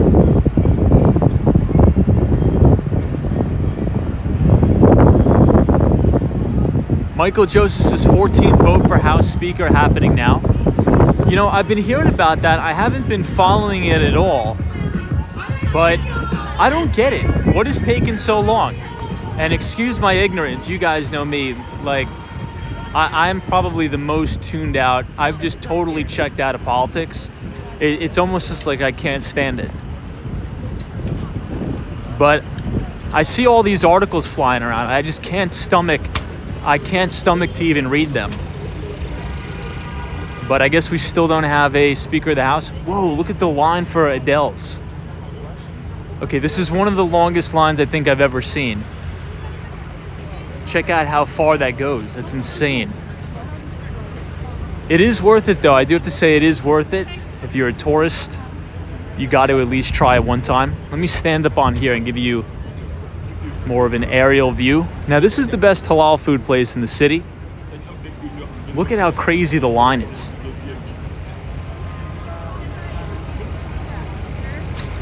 And it continues to grow too. Now, I'll give you some perspective. Oh wait, they moved it. So Adele's used to be on the other block. They used to be in between 49th and 50th. Now they're in between 49th and 48th. That's strange. I wonder why. Huh. Maybe they're shooting a movie or something? This is all really nice down here too. I don't think I've ever taken you guys down here. Let's see if we could try to go down here. This is brand new. This is Del Frisco's Steakhouse. Del Frisco's is fantastic, by the way. If you're looking for a good place to take a client, that is the place. Hey, Techno Pink. What's up? Hey, Techno Pink, I was going to ask you, since you are a fellow management consultant at EY, have you been hearing anything about layoffs in your industry at EY? There's been some rumblings around at KPMG, so I was going to ask you. Hopefully not. Hopefully you guys are good, safe, and sound.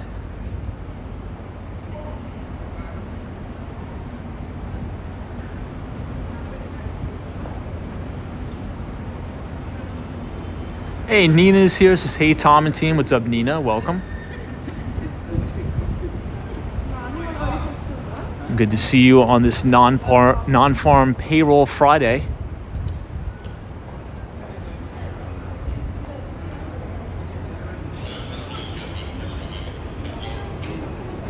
Hey, you're right. Salesforce is laying off a bunch of people. And so is Slack. Oh, they made a new subway entrance here for the BDFM. I didn't know that.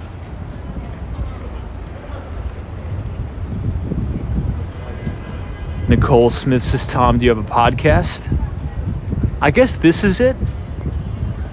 But no, I don't have anything other than this. At least not yet. I do have some interesting things planned for 2023 with the channel, though. I think you guys will enjoy it. Man, it smells so good here.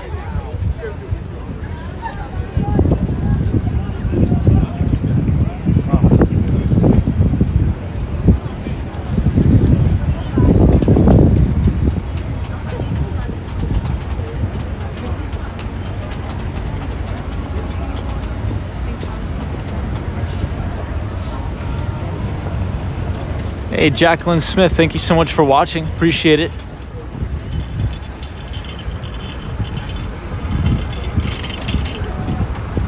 Now, Adele's is usually right here.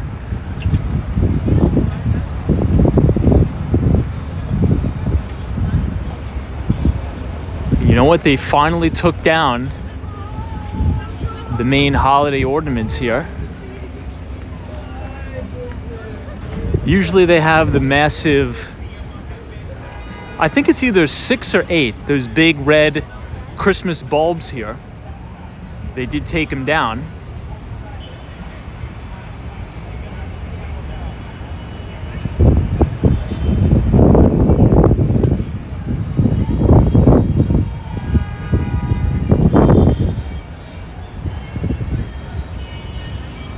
Hey, Vimsy says, fantastic stream. Last week I was walking on the streets. Today I am reminiscing of my time in NYC from watching this video. Hey, very cool.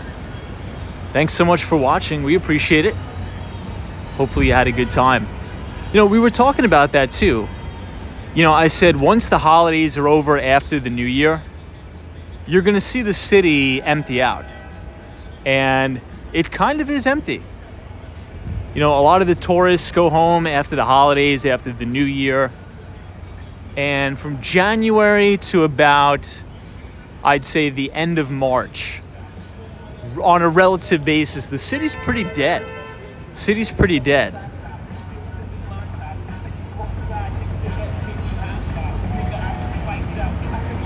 Yeah, Nina says it quiets down a lot. It really does. I think I've heard that song way too many times, though. It's almost like I can't even stomach it anymore. You can see a little bit of the Barclays Investment Bank, the former Lehman Brothers.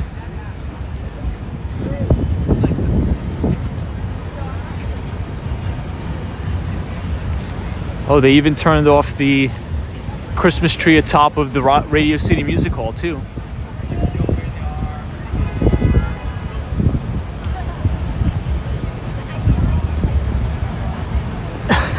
Zozo Bobs is the chat is nominating me for Speaker of the House.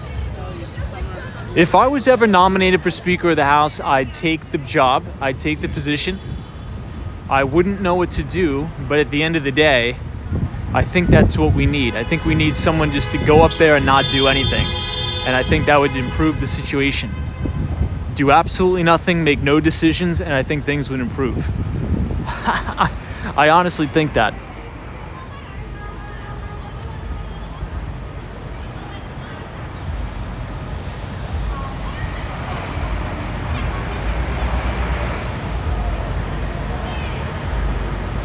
YC's has agreed.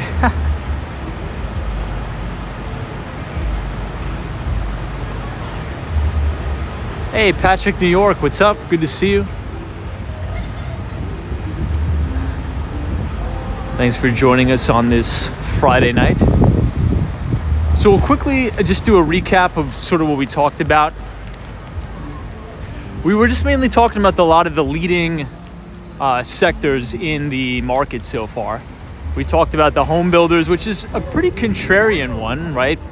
For obvious reasons. I think the consensus on Wall Street and Main Street is that the housing market's going to crash. It's going to be another Armageddon. But lo and behold, you know, just look at any ticker symbol for any major home builder stock. Relative strength in the 90s, breaking out of a stage 1 base. You know, Toll Brothers, Taylor Morrison Homes, only off about 8% from all-time record highs. So performing rather well. Performing really, really well. We're across the street from Nürburgring Berman. Caterpillar today was a standout, which goes into our emerging markets thesis. You know, Caterpillar trading at a 52-week high and a brand new, fresh all-time record high. The stock breached today. And Lincoln Electric, ticker symbol LECO, trading at a 52-week high and a brand new all-time record high as well. These stocks also carry pretty hefty dividends. I think the yield on Caterpillar is just shy of 2%. Lincoln Electric, I think it may have a 2.5% yield. And all the emerging market ETFs are doing really well too. The LT Prods is Boeing up 25% this week. Yeah. You're right.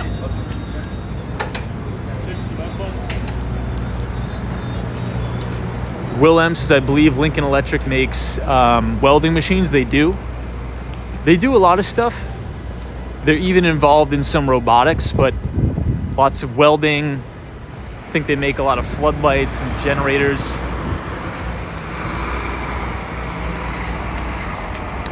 Wow, Trevor says, Tom, I work for a company that makes exhaust brackets for Caterpillar. They are really starting to increase their orders. That is a really good leading economic indicator, man. Thank you for sharing that. And that really plays into the thesis for emerging markets.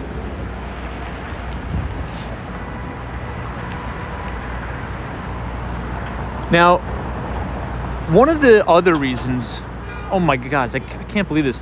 Halal Guys never has a line, and now they got a line tonight. Let's see the other guy. No, that guy's pretty good. They're the same card, but for some reason, everybody just stacks the line over here for whatever reason. Richard Vogel says Lincoln makes great MIG welders.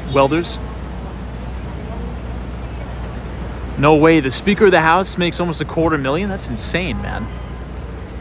You know, it's crazy. I didn't know that the majority of the congressmen and congresswomen, they make $1.75. That's a pretty good living for not doing anything.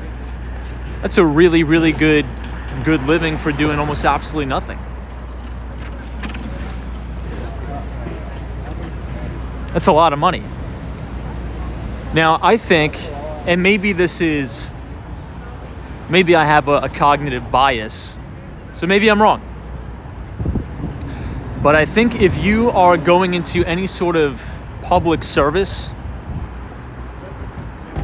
you should not have a salary that is above the median income in the United States. Because that in and of itself sort of leads to conflict of interest, right? You should want to do public service because out of the goodness of your heart for doing public service, right? Not to enrich yourself. So it attracts a certain type of person, right? And I think the really, really good people who want to do good would do it without $175,000 salary. And again, maybe I'm wrong. I have an open mind about this, but look, it is public service for a reason. You're an elected official to serve the public, and it's hard to serve the public in an appropriate way, in my view, if you're making well above and beyond the median income. But hey, Evan Weeks, what's up? Says, I'd love to see career politicians become extinct. Term limits. I agree with term limits, yeah. You know, that's true. Truth Teller makes a good point. It says politics attracts too many psychopaths and sociopaths. I agree. Because if you think about it, if you run, think about it like this. If you run for president of the United States, you are comfortable with 50% of the country pretty much disliking you and about 20% having this deep-rooted hatred for you. It's kind of wild. It's kind of bizarre.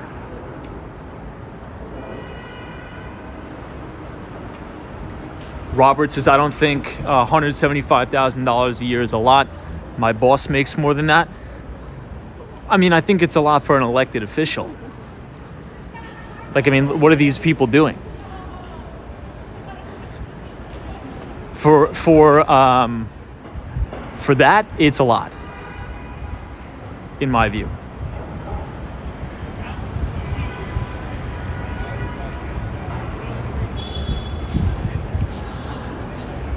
Yeah, that's true. I'm seeing a lot of comments. Yeah, they make much more than $175,000 a year with all the side deals. Wink, wink.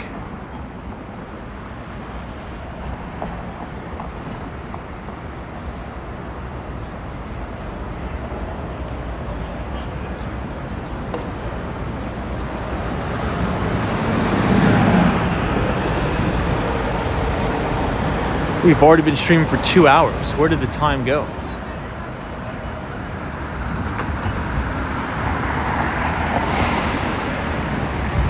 Thomas is look at sports athletes, they make millions. So what?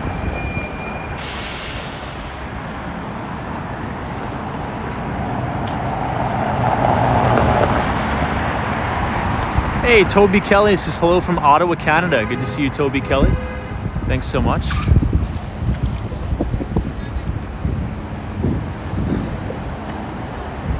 We're gonna cross over to Fifth Avenue and head downtown.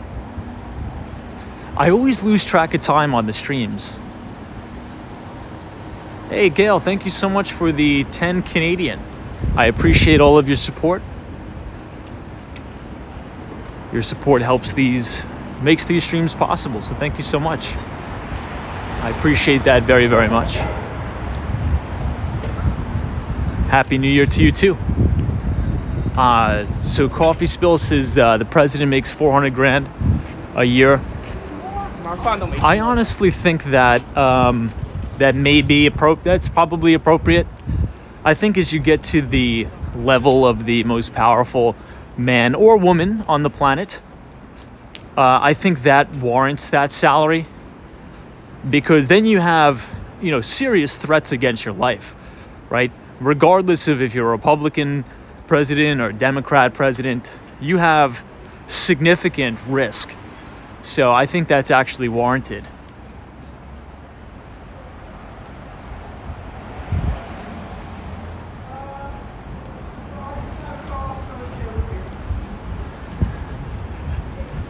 It's surprisingly dead here. Usually some of these bars and restaurants are always filled.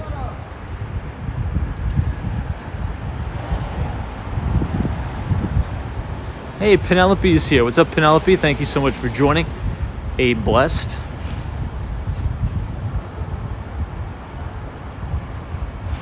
Richard Vogel says, any coffee joints open? Not this late at night. Not this late at night, unfortunately.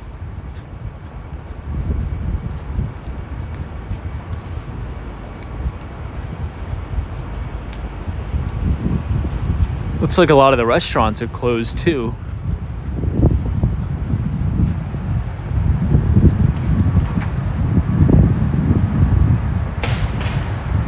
Nina makes a good point.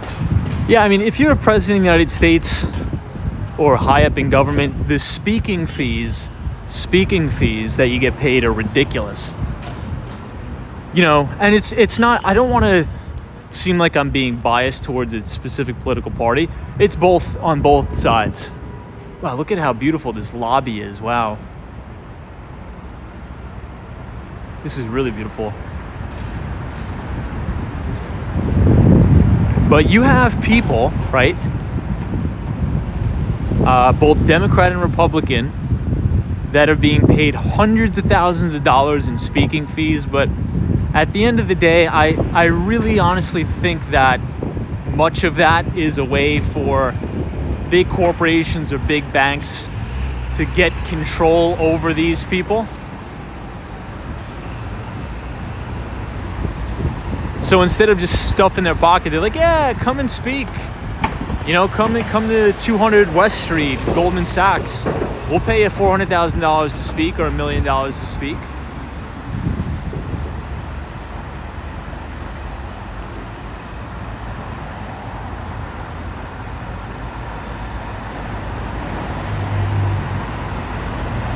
Mike C says it needs to be law that congressmen and women can't own individual stocks. I agree with that. Big conflict of interest there. Huge.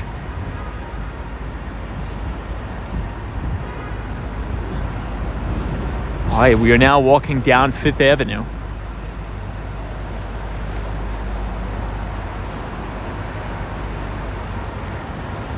Lilith says, yep, nobody likes lobbyists.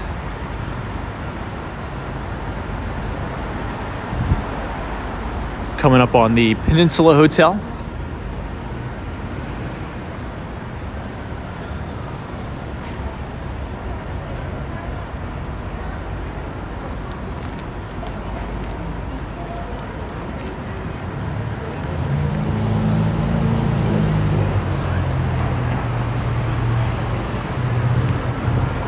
walking past the St. Regis.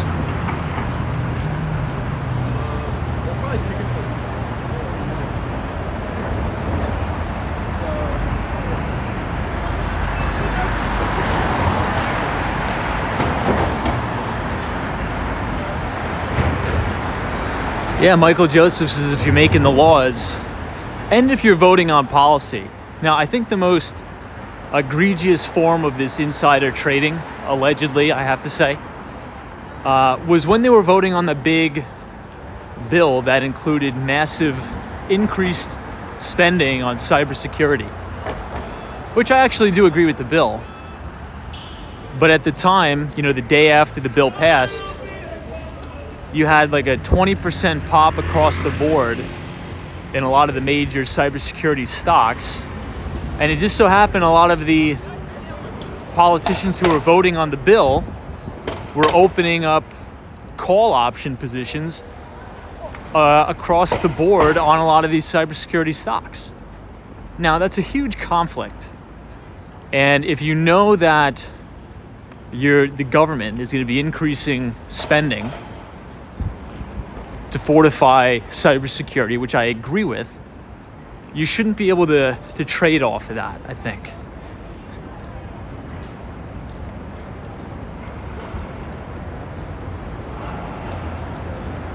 Hey, Krog Dog, what's up?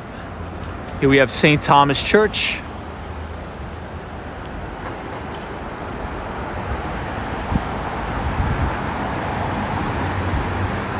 Brain XTC says, did you hear about Walgreens? The CEO apparently lied about the extent of shoplifting. That's fake news.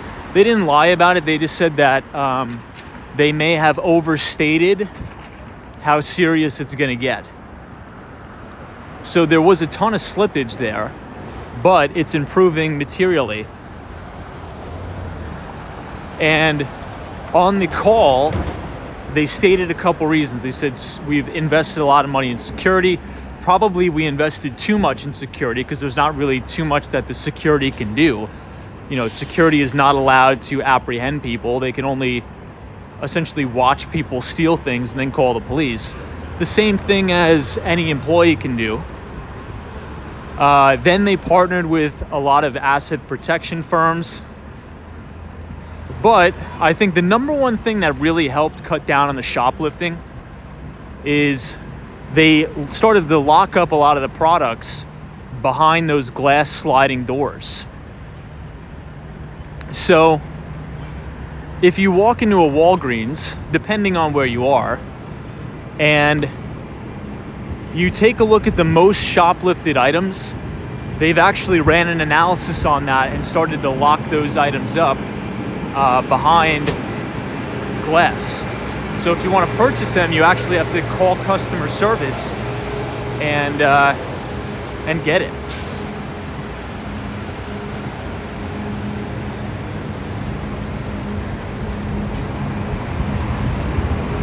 Now, I think a lot of there obviously was a huge boom in shoplifting during the pandemic, right? For obvious reasons. There was a lot of lawlessness going on in the country. People were losing their jobs. And, if you've taken any Econ 101 class in college, you'll know that when you have high unemployment, you have an increase in crime. And the pandemic, we had a ton of people losing their jobs, and it was a very scary time. So I think that may be also another reason why we saw those huge explosive numbers in shoplifting.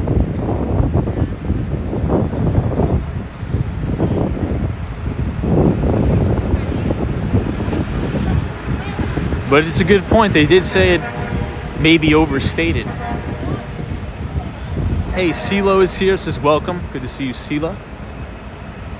Says Happy New Year. Happy New Year to you too. Harjot is here. Well, we finally completed our first ever week of 2023. How does it feel? Hopefully everybody had a fantastic week.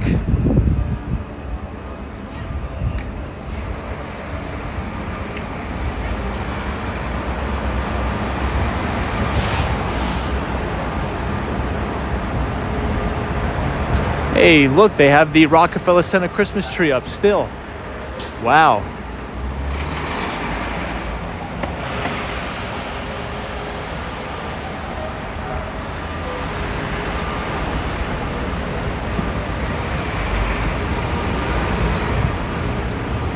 You know, since it's still up, let's actually walk across the street and check it out. We might as well.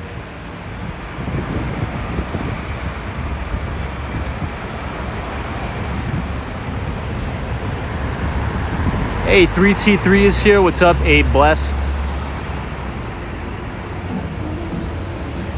Rose, Hawaii. Let's cross the street and let's take one last look at it, because I have a feeling that's probably going to be the last time we see it. Oh, it's up until the 14th, says Lilla? Ah, I got it.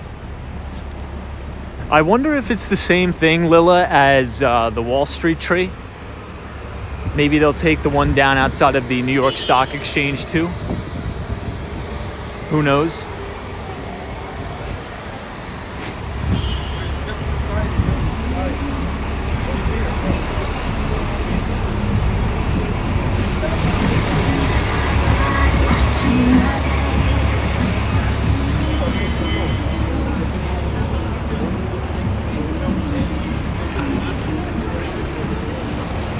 Hey, 45. Ah, you're right. Some cultures celebrate Christmas today. Well, has the 12 days of Christmas passed yet? No, right?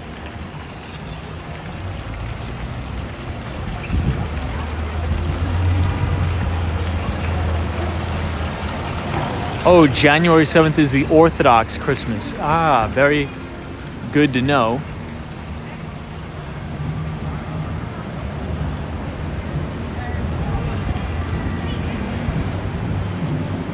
The LT Prods is Tom. Have you heard about the speculation that GXO Logistics, which has a large amount of cash, will try to make acquisitions? I haven't heard about it specifically, that specific case, but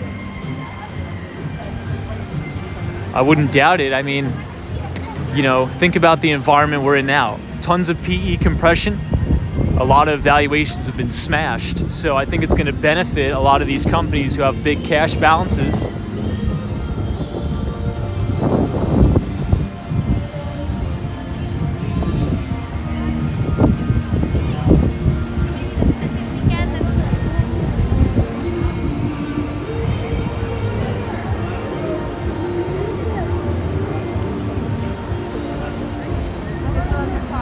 They still have the street closed down.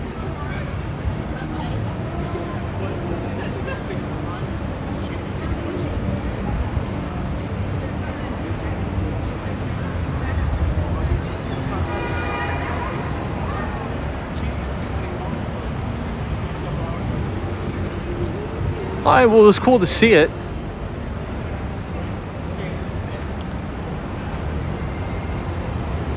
Now, we do have an announcement. So starting Monday, after much request,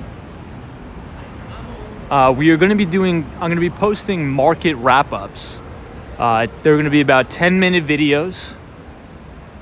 You'll be able to see my screen, and we'll do a very condensed deep dive for those of you who may miss the live stream or maybe missed a specific topic we talked about in the live stream.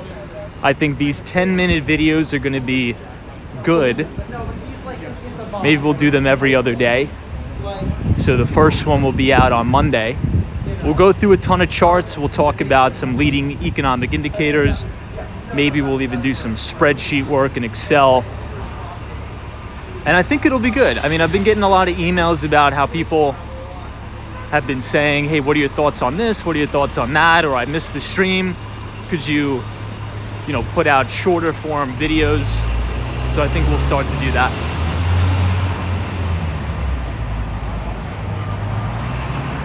Dr. Longa, it's good to see you. Thanks for joining us. We're headed back down to the office now. Hey, Sabrina Fair, what's up? Good to see you.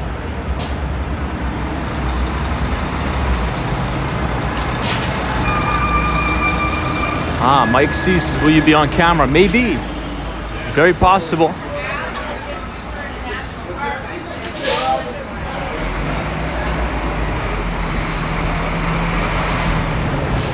Joe Driver says, Tom, any thoughts on merch for the channel?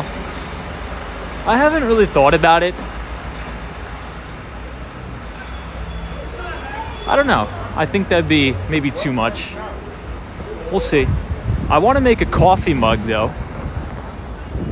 That I do want to make.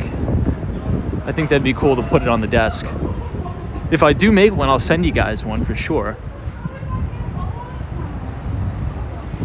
I think I want to walk some Wall Street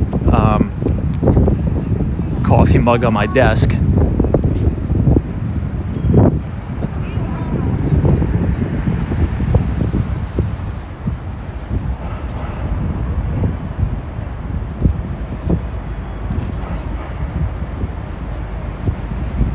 I know Yogi's like, you can use an AI to create the logo.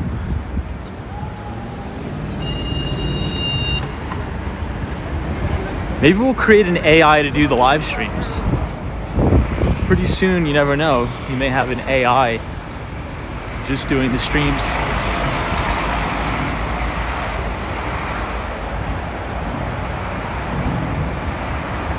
Yeah, Rose Ramos. I think it'd be a cool idea.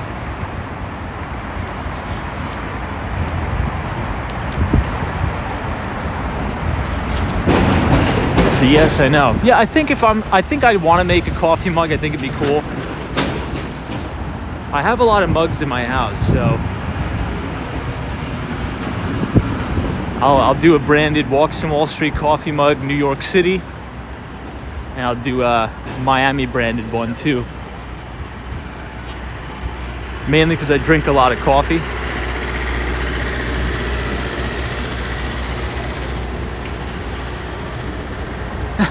Yeah, Steph UH says I drink a ton of coffee too.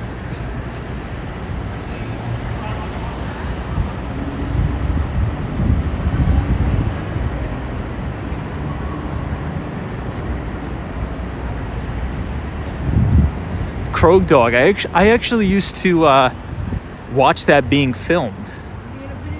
I used to work right next to Seinfeld's garage. The comedians in cars getting coffee.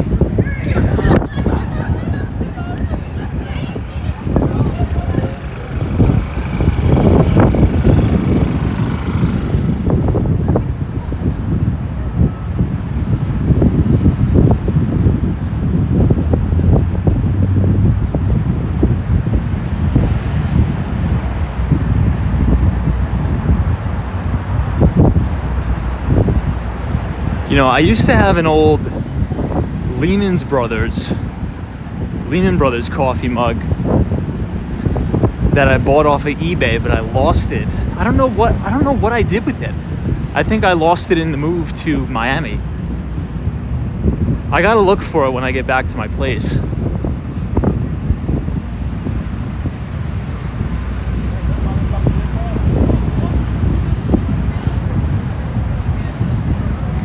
Canar Bar says, Tom, please get home safe. Thank you so much.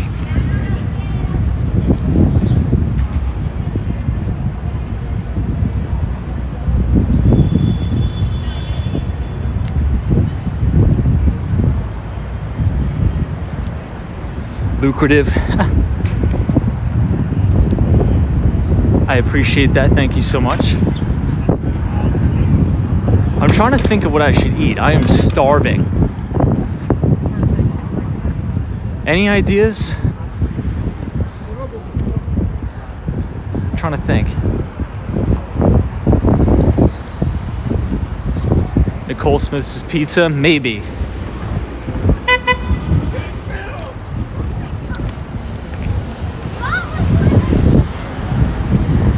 I'm trying to think what is open around here.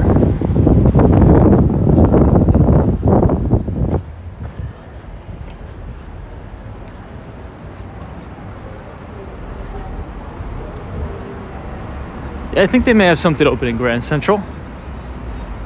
So team, I'll cut you guys loose here. We're going over after hours. Thank you everybody for joining. I appreciate it. Have a very, very happy Friday. We've officially made it through the first full week of 2023. You should be proud of yourselves, and I think 2023 is going to be extremely, extremely prosperous and successful for all of you. So if you're new here, feel free to click the subscribe button, leave a like on the video on the way out, and we will see you all back here tomorrow. Thank you so much.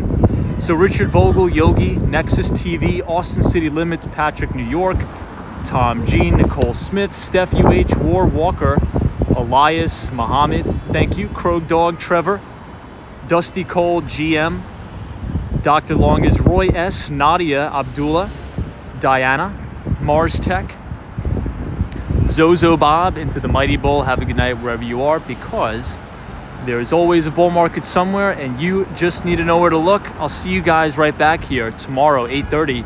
Enjoy your weekend. Thanks so much.